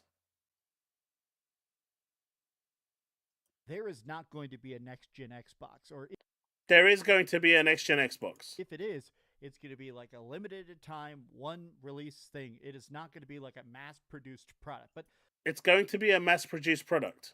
Let's talk, because honestly, the announcement is extremely bleak. Let's get into it. Hi. The announcement wasn't extremely bleak. He also said that with the announcement, she's going to sell it off for parts, so that's a fourth lie. She said that she's tearing down Xbox, which is another lie. He said that she's only there to destroy and throw away any chance of a console. So that's 6. Okay. Hope you're having a great day. If you could please give this video 6 lies in 1 minute. 6 lies in 1 minute. a like and subscribe if you haven't already. You know, a couple days. Oh, and he also said that Xbox is removing all exclusives from Xbox console when they've just announced 2 exclusives. So that's lie 7. Exclusive XD.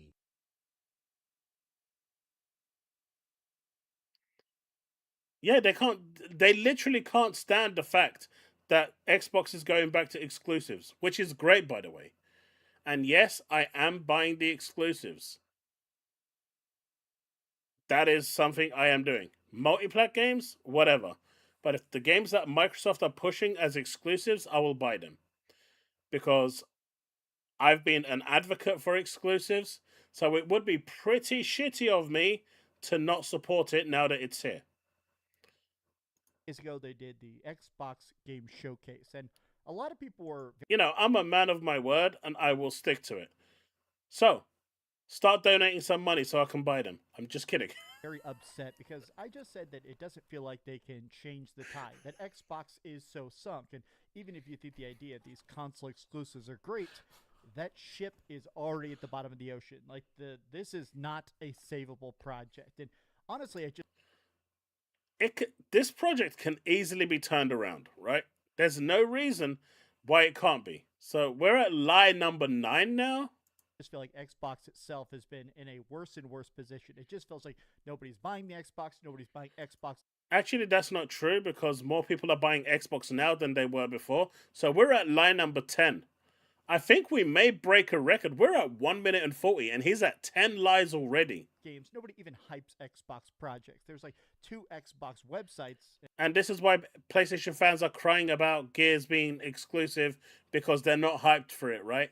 This is why people like JTech TV are fabricating fake news about Gears to try and get a gotcha moment and then get bitch slapped by, of all people, Ryan McCaffrey. Imagine getting bitch slapped by Ryan McCaffrey.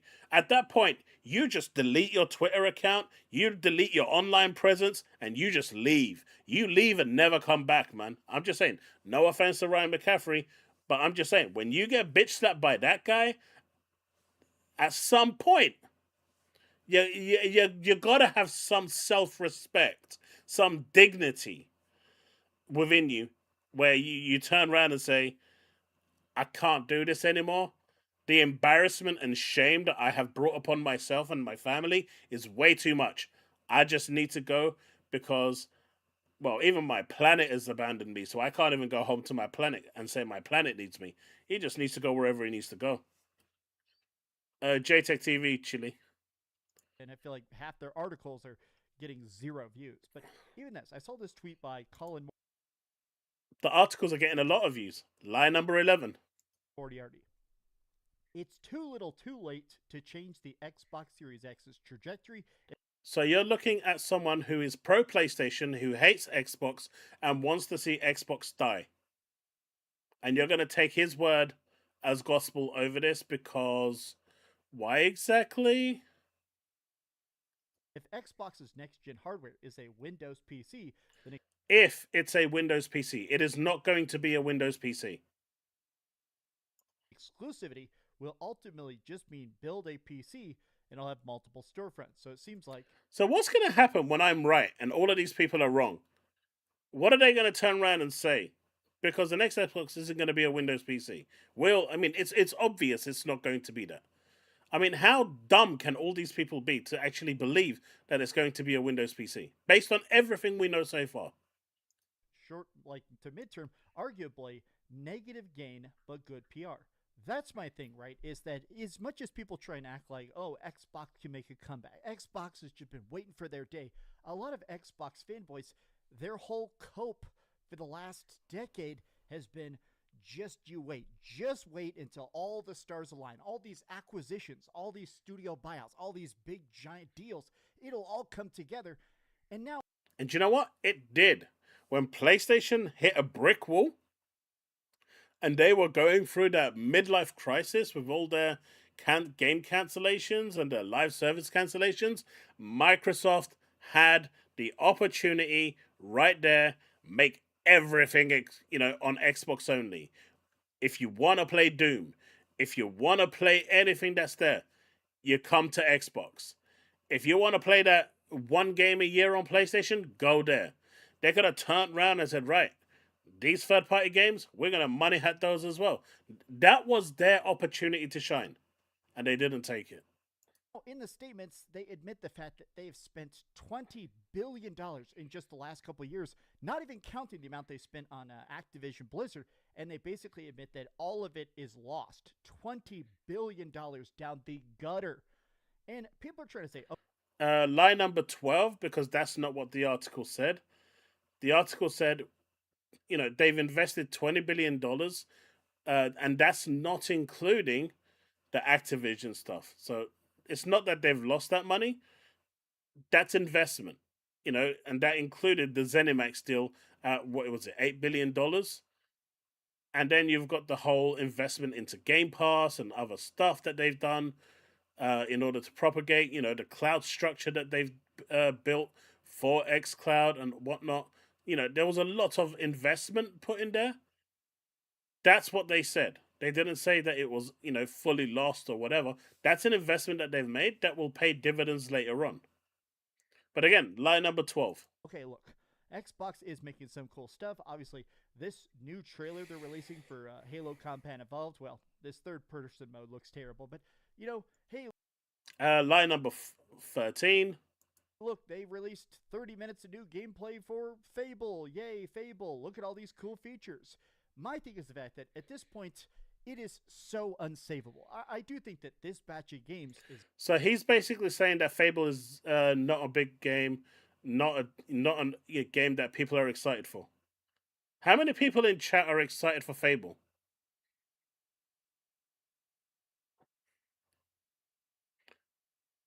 Have a good night, Steve.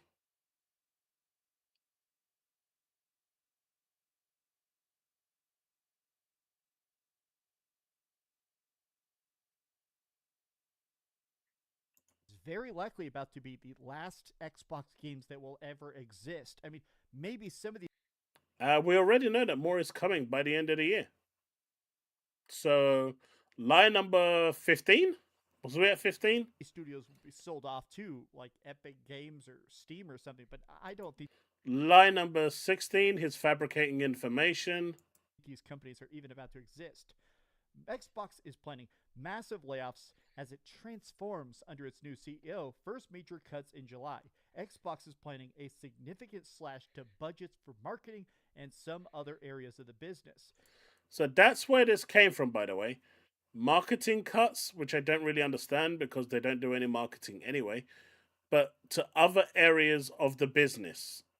And so that immediately went to layoffs and studio closures. Now, don't get me wrong, layoffs is the easiest way to save money. That's a given. But nothing was specifically said, right? Oh, so I guess that's how they're accelerating the end times, trying to pivot back to exclusives. Every bit of this. So now they're trying to say that Microsoft going to exclusives is the reason why if they are going to do layoffs, is the reason for layoffs? Like, this guy can't be this dumb. So the fact that for the last 3 years, what they've done hasn't been working, which is the multi-platform approach. He can't be this stupid. Like, he can't be. At this point, and I'm going to say this in the nicest way, maybe a baseball bat around his temple to knock some brain cells around that might actually, knock some sense into him. Hopefully, with some luck, or maybe just turn him upside down and drop him on his head a few times. That might get whatever is hamster is running in that brain actually working. He can't actually be this stupid. Asha Sharma has done multiple 2-hour-long interviews recently, and it's to the point in which a lot of Xbox fanboys are actually telling her to shut, because she's saying, okay, maybe people don't need consoles, maybe exclusives aren't the way, while at the same time saying only exclusives matter, and also simultaneously saying we're going to find a way to be profitable. This is how they're going to get profitable. They're going to lay off everybody and make AI slop games, Master Chief merging into Cortana and stuff. Here's the thing, right? Okay. This is a sign about how badly Xbox is being run. This is literally just a ridiculous... Exactly. So they are changing their business practices because the way it's been run for the last 3 years hasn't worked. They've gone from a 12% margin when they were doing exclusive games. Remember, make note of that, right? When in 2022, when they were doing exclusive games, they had a 12% margin. Now in 2026, no exclusive games, they're at 3% margin. Now, I'm not saying exclusivity is the only playing factor here. Clearly, not selling consoles and stuff like that and the economic downturn is going to play a part. But they went from 12% down to 3%. And one of the biggest changes in the Xbox system has been the lack of exclusives. So you're telling me that if you was a company and you were looking at it pre-pivot, you was in double digits, and then post-pivot, you're having one of the worst experiences ever while damaging your brand, killing your identity, and destroying whatever you built over the past 25 years, you're not going to make a change? Like, what is he even talking about? I don't even understand. Like, how would you not? Anyone with, the minusculest of semblance of business acumen, how can you not realize that there's a correlation between what was good before and what is now, and the major differentiating factor is the lack of exclusives. She published this giant thing about the next 100 days, the Xbox reset. Xbox needs a reset. There's no two ways about it. The way it was run for the past 4 or 5 years has been, is not the way the Xbox should have been run. They've grown at the size of Embracer Group, and we've all seen what the Embracer curse has done. They are struggling to manage a lot of these studios. Yes, they're releasing good games. Some of them are, at least. But at some point, they have to press the brakes and say, right, what is working, what isn't working, and if we need to, cut the fat a little bit, it sucks, right? Losing jobs sucks. Layoffs suck. I was laid off recently. Well, I say recently, it's been a while now. But it sucks. And it sucks for me really badly in trying to adjust to, and I'm still looking for a job. But the reality is, they ain't the only people that this shit is going to happen to. It happens every single day in every single industry. It is straight up, it's basically a threat. It is literally them saying that, look, man, you guys have been blowing it under Phil Spencer. And a lot of people are trying to claim, I've seen so many people try. See, excluding Activision Blizzard King, over the past 5 years, we have spent over $20 billion on ongoing investments in our content, platform, and hardware subsidy. But our annual revenue has declined nearly $500 million during this time. Asher wrote, going forward, this cannot continue. So what they're saying is they've made $19.5 billion over the 5 years, but they've spent $20 billion. And what they want to do is spend $20 billion, but make $25 billion. It's, I get that they can't continue on that decline, so they have to change things. To claim that, oh, Phil Spencer, You know, that was the problem. Now, Asher Sharma. No, I've never said Phil Spencer was the problem. I've always said Satya was the problem, Amy Hood was the problem, and Stuart was the problem. They wanted this stupid thing. And one of the things that Asher came on stage and said immediately is, I don't give a rat's monkey's ass about no 30% mandate, and I'm not going to impose that on the studios that I'm managing. And that immediately destroyed Amy Hood. That is something that Phil couldn't say, Sarah couldn't say. None of them could say it, right? They were both working towards it. Asher, she has the backing of Satya, because there's no way she could have said that without Satya's backing. So whatever plays in play right now, she fully has the backing of Satya Nadella.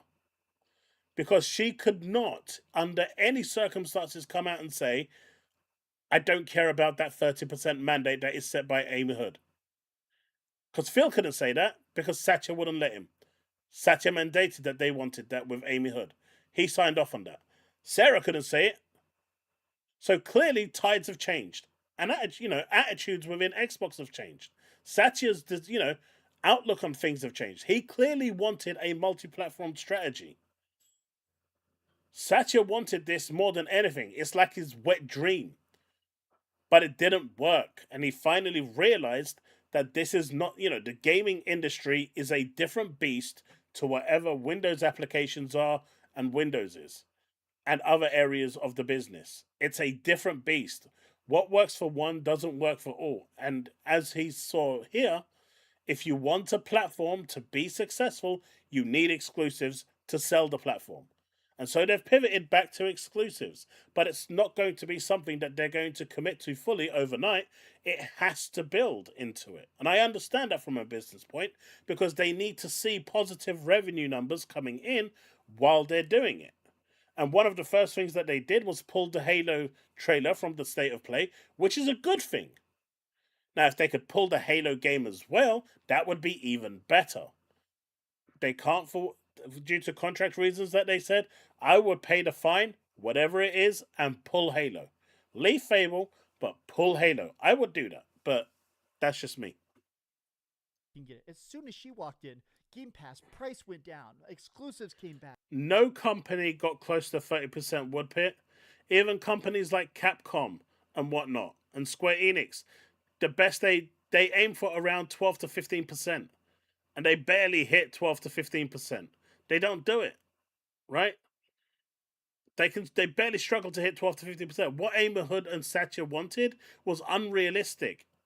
They believed by selling the games on every platform under the sun, they would hit that. But there's development costs for each of these platforms. I mean, look at Forza Horizon 6. It's not a straight port. It was developed in tandem with the Xbox version, which means it's two different studios working on it. They're not exactly porting it, are they? Look at the other games that they were doing that are releasing day and date. They're not being ported, they're being worked on at the same time, which means development cost is doubled, if not tripled, depending on how many platforms it's going to. Yes, ports are cheap.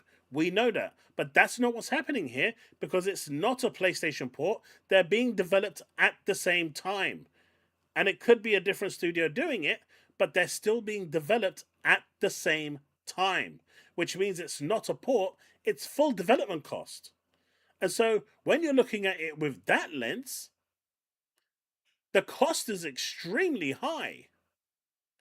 And if the returns aren't great, and as we've seen, no one on PlayStation is buying these Xbox games anyway, then you're having a sinking hole there. And Satya probably looked at himself and said, well, maybe this just isn't working out the way I hoped it would do. I think we might have a problem here, son. I think we might need to change paths again. And then that's what they did. Wow, it's so great. At this point, you cannot trust anything that Xbox says at all. These people... And we can trust you with that face? With the holes on your face? We can trust you looking like you've just come out of a drug-induced coma? Claim, oh, we weren't working on a PS5 version of Gears of War E-Day, and yet there's pictures in their official trailer that says coming to PS5. Nothing. And yet there's a Returnal build that works on Xbox inside Sony. There's even a Lego Horizon build that works on Xbox inside Sony. What does that prove anything? That proves nothing. It proves that Sony had the intention to release Returnal on Xbox. It proves that Lego Horizon was being developed on for Xbox, but they don't have to release it. They can cancel it at any time they want, and that's exactly what they did. They say is true. Everything that Xbox says is an outright freaking lie. But even this, excluding Activision Blizzard over And the yet past 5 years, I've caught what 18 lies from you already, and you've got the audacity to turn around and say someone else is lying. What the fuck is wrong with this guy? we've spent over $20 billion in our content platform and our hardware subsidy, but our annual revenue has declined nearly $500 million during that time. Going forward, this cannot continue. They've gone down $500 million. They're In 5 years. That's basically they've lost 100 million a year. At a time when they decided that they're going to pivot and go multi-platform, double their development costs, double their shipment costs, double their, well, whatever advertising costs they had, and abandon the console and stop selling to their platform and giving, their consumers a reason to buy on their platform. Which, in essence, right, let's not forget, in essence, they're losing 30% because now people are, during that time, leaving the Xbox platform and they're going to either PlayStation or PC. So any third-party game that they buy now is going, Microsoft loses 30% from that. And when they do buy the Xbox games, they're losing 30% of revenue there as well. That 30% is how they live. But they threw that all away. And for what? They're just gushing. And so that's why they've gone back to exclusives. And that's why they're trying to retain the player base. That's why they're trying to build a player base. Because those third-party 30% that they get is really important. But it just took them a while to figure that one out.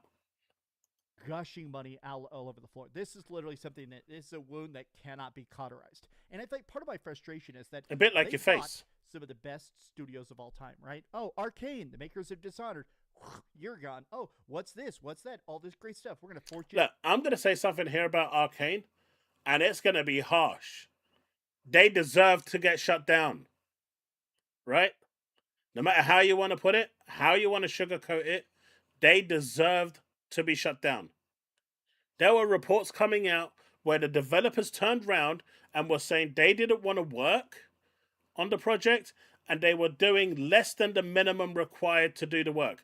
I'm sorry, but if I'm paying you X amount of money to do a job and you're not even going to give me the minimum required level of work to do the job, I'm firing your ass. I ain't give a shit who you are. This ain't no, countryside bollocks shit where everyone is running around like hippies and stuff. You're there to do a job, and if you can't do the job, get the fuck out. And so that's what happened with them. They didn't want to work there. They didn't want to do the job. So fuck them. You make Redfall. Sorry, Redfall's a piece of crap. You're all fired. I mean, I guarantee you, they're about to start getting stuff like Bethesda. Oh man, you haven't made Elder Scrolls 6 faster with crappy AI code? Sorry, Elder Scrolls 6 is now canceled. Oh, the last Doom game didn't sell well? Sorry, you're canceled. Oh, the next Senua game, the last Hellblade didn't sell well? Sorry, you're all canceled. I think so much of my frustration about this is that for all... So Saros didn't sell well, so goodbye House Marquee? All the trillions of dollars that Microsoft has, trillions with a big old sloppy T, trillions of dollars they have, they've made all of it from Windows. All of it has just been hand over fist, just raking it in on software. See, this is how you know that this guy is beyond retarded.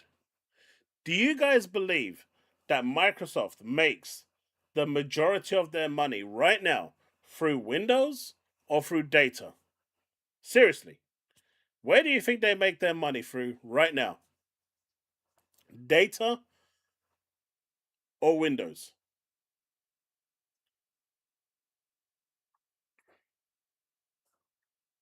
I can tell you as a fact Windows sales has never been higher than data.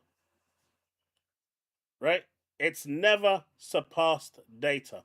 Data is how they do their business. Data management, cloud, that is how they do their business. So the fact that he's now looking like he's about to rush at the screen and headbutt it because he's about to have a heart attack, and lying that Windows is their main source of income, tells you everything. This guy is an absolute moron. Fees, right? And their goal was always, okay, let's branch out. Let's make a console, the Direct Xbox, shortened to the Xbox, right? And ever since then, their goal for a long time was, let's see how cool we can push this medium. How much... That was not... that. See, he's lying again. Xbox's existence is because Bill Gates wanted to own the living room. He saw Sony moving into the living room, and he wanted to be the number one, entertainment system in the living room. And he wanted Windows to be that platform, but obviously Windows wouldn't really do it. And so the original name for Xbox was DirectX, or Xbox Direct, or something like that. X-Direct, I think it was called, and then they changed it to Xbox. But the original vision is to basically own the living room. Not for it to be cool or something like that. Who the fuck invests hundreds of millions and billions of dollars to look fucking cool? The only idiot that would do that is Elon. Art can we make now that we're not worrying about marketing budgets? How much stuff can developers Direct really Xbox, create yeah. when they do have, Papa Microsoft signing the bills? But that just never really panned out, right? I feel like ever since the Xbox 360, they've gotten worse and worse and worse. Oh, Crackdown 3, the title that's going to show the power of the Xbox One. Oh, the Xbox... Okay, I actually have some inside knowledge on Crackdown 3. I don't know if this is publicly known, but I actually knew one of the project leads that was actually working on Crackdown 3.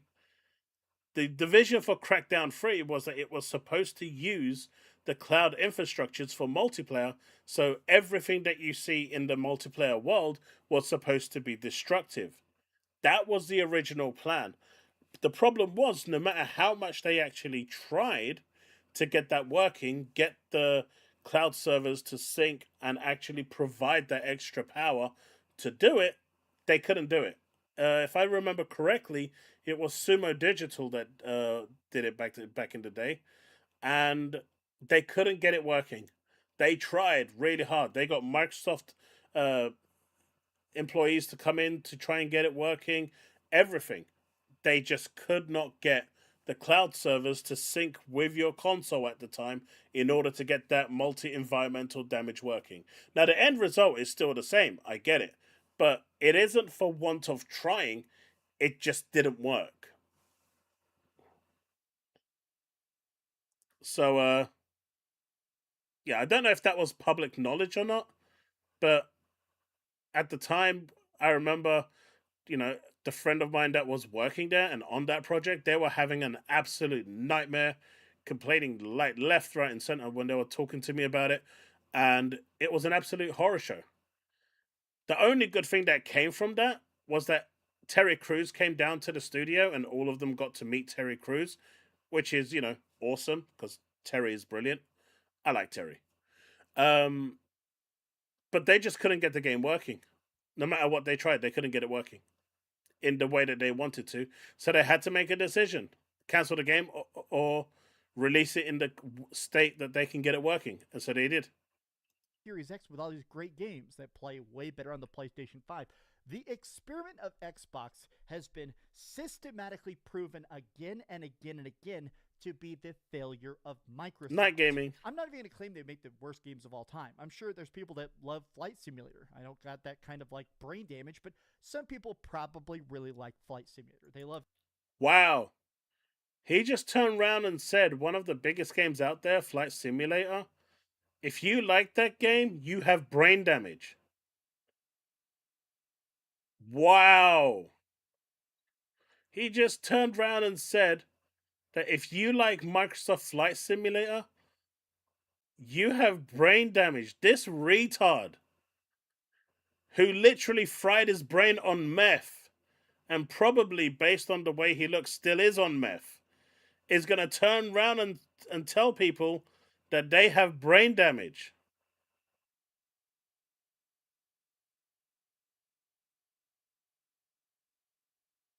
That's crazy. Every single update of it, right? This is wild. This cannot continue. Is to me an obvious threat that they're about to fire everybody. So people see this and choose. Look, layoffs are going to happen. It's a part of business. And like I said before, and I'll say it again, are layoffs bad? Yes, they suck.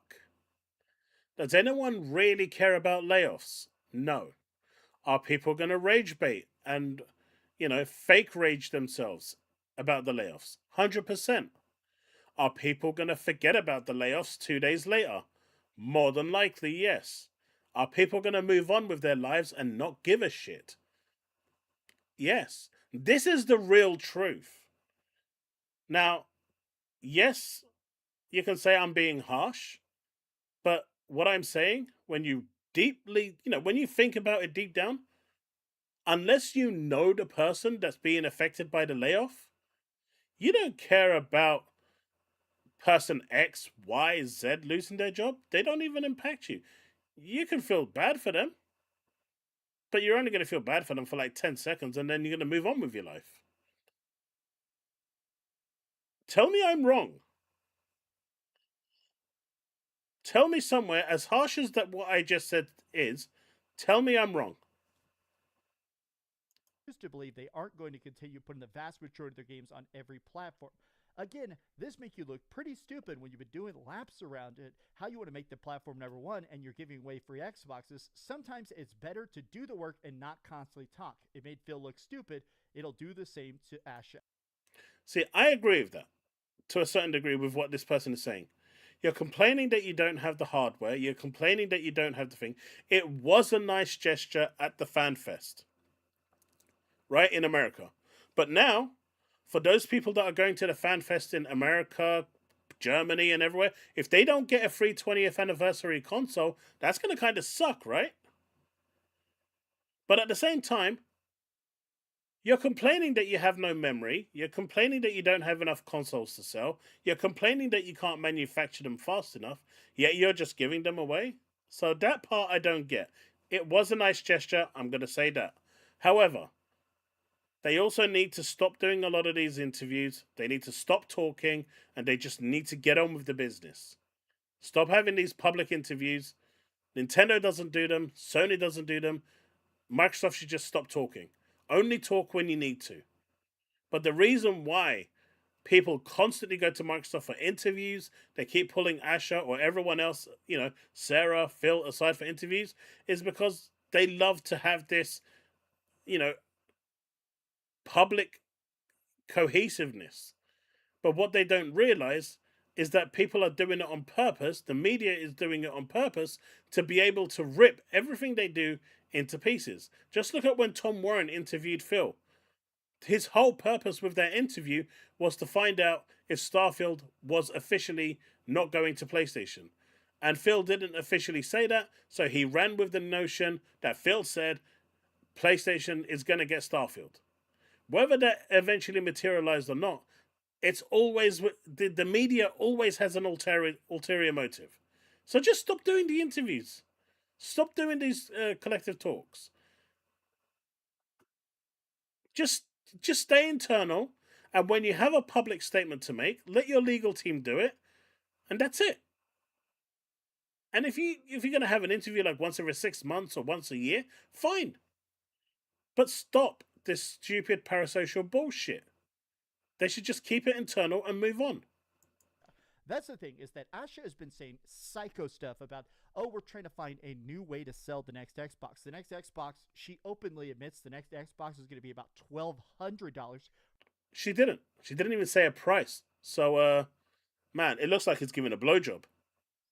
Literally, his hand motion, what a freeze frame. It really looks like he's giving a blowjob.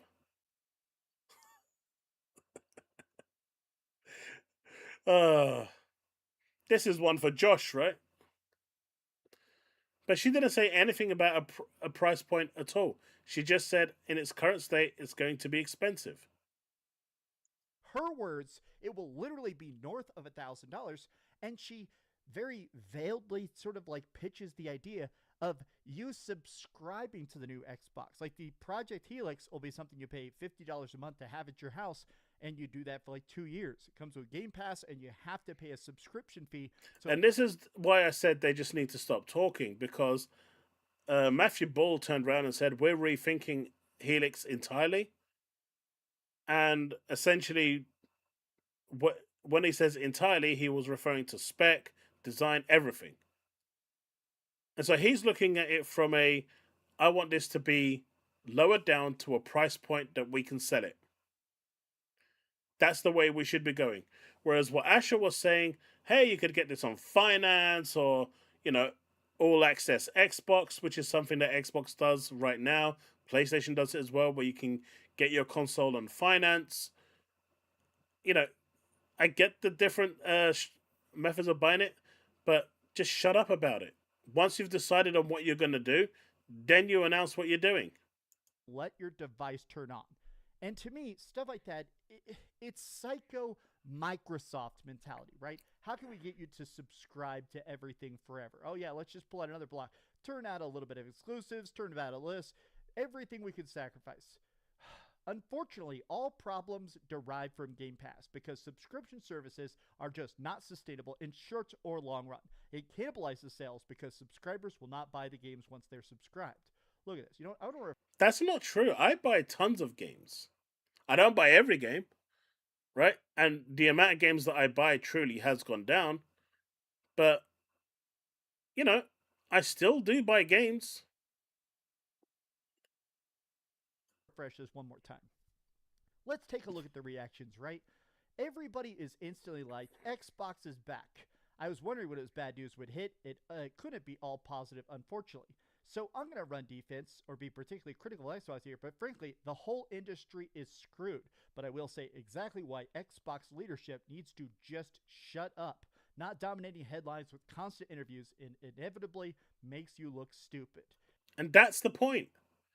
Because the moment you say something, it's going to be taken out of context, twisted, and it's, they're going to make it look like you've said something that you haven't. Xbox needs a reset, so that means instant studio closures, instant layoffs. They've lost $500 million over 5 years, which is $100 million a year. So instantly, it leads to layoffs. And layoffs is the easiest way to, cut your costs. No two ways about it. But that doesn't mean that that's what's happening here. But I do feel like Microsoft right now is in the Embracer situation. And if you aren't familiar with the Embracer situation, I highly recommend you go look it up. They just became too big as a third-party studio, third-party company, where they had so many IPs that they just couldn't actually contain them anymore, and they either had to sell them off or close them. Definitely seems like this was where headed, and bummer with all the good people and momentum they've recently gained. That's the thing, though, right, is that they never really gained it. For all these headlines of, Xbox, since Asher has come in, Xbox has gained a lot of goodwill. A lot of goodwill. She's paid more attention to the console. Whether it's cosmetic or not, I don't give a shit. She's paid more attention to the quality of life of the Xbox console than Phil did or Sarah did over the past 3 years. Fact. There is no disputing that. That is fact. People have been asking for achievement updates for years, and it's been ignored. She comes in and turns it around in a week? Come on. To turn around and say that she's not done any goodwill for Xbox fans who have been starving for any form of, updates and good stuff coming to the console is a load of bollocks. Hey, here's a new cool see-through special edition. Xbox has always been a giant magic trick, just waiting to tell you that this ain't your card. I don't know, off-the-cuff thoughts after getting a very clean, nice... Yeah, people just shouldn't have given him the money to do his teeth. he wouldn't have actually come round to doing videos anymore. May have actually quit. Take it easy, Banisher. Like I said, everything that he says is lies, is bollocks, and it's full of shit. And that's why I don't like reacting to his content. But I'm guessing it was entertaining for you guys, at least somewhat. It was increasing my blood pressure, but now I can stop think. Now I can't stop thinking of the talking pig. uh,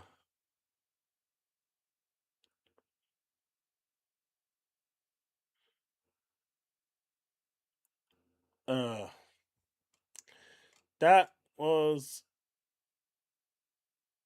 that was an interesting react.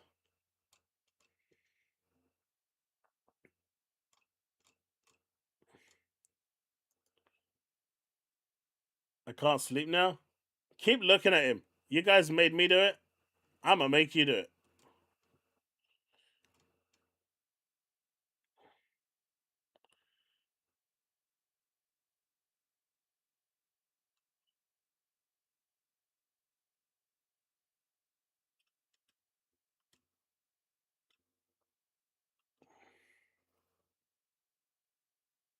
That's nightmare fuel, though.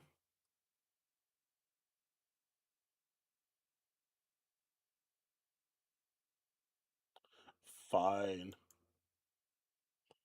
Fine. I won't make you guys suffer like you just made me suffer. I voted for Clutch. Enough of you didn't vote for Clutch, though, did you? You ruined me. You made me do something I promised I'd never do again. Ugh.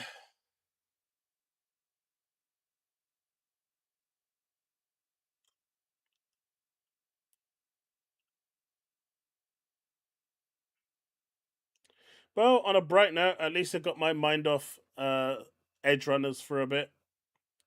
That's been on my mind a lot after playing through the collaboration.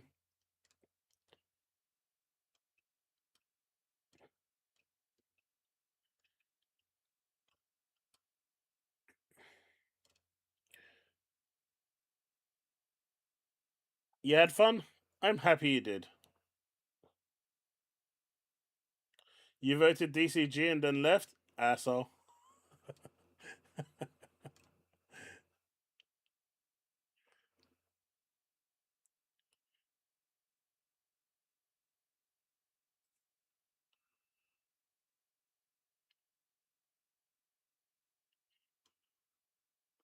Nah, I'm not even going redacted. That was it.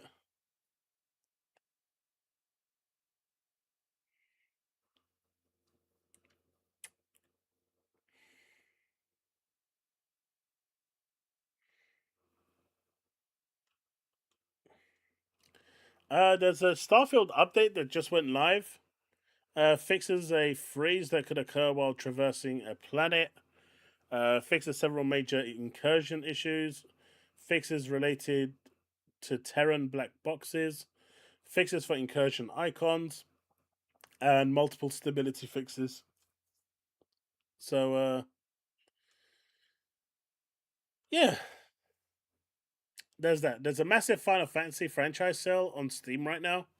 Really big. Everything is on sale Final Fantasy wise. They usually go on sale quite a lot. But if you're missing any, you can go and pick them up. I'm sure Xbox has them on sale as well. But it feels like the price point on Steam is a little cheaper.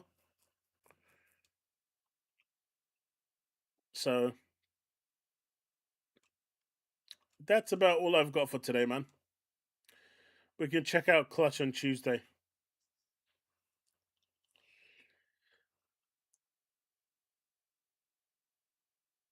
Hey, my aim in Starfield is amazing. But what I will say is thank you so much to everyone who dropped memberships and super chats. I really appreciate it. We did get to 12, I believe, 13 out of 25 for the month. And if we do hit that 25, well, you'll finally find out what the cool surprise is. At least for you guys, not for me. It's devastating for me. It's traumatizing for me. But it'll be great for you guys. And that's, part of the shtick. It is what it is. Alright, folks, I'm out.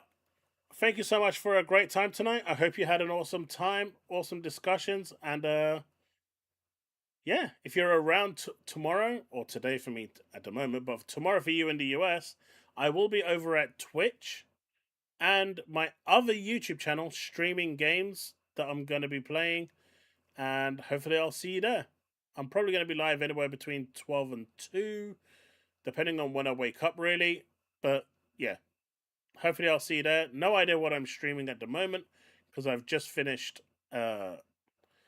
Lunar Abyss. Great game. I've got a review of that on my channel. If you haven't seen it, go check it out.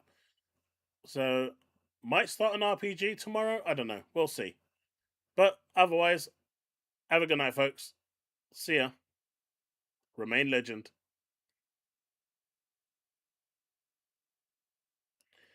No one wants more SCG or DCG or anything. Go away.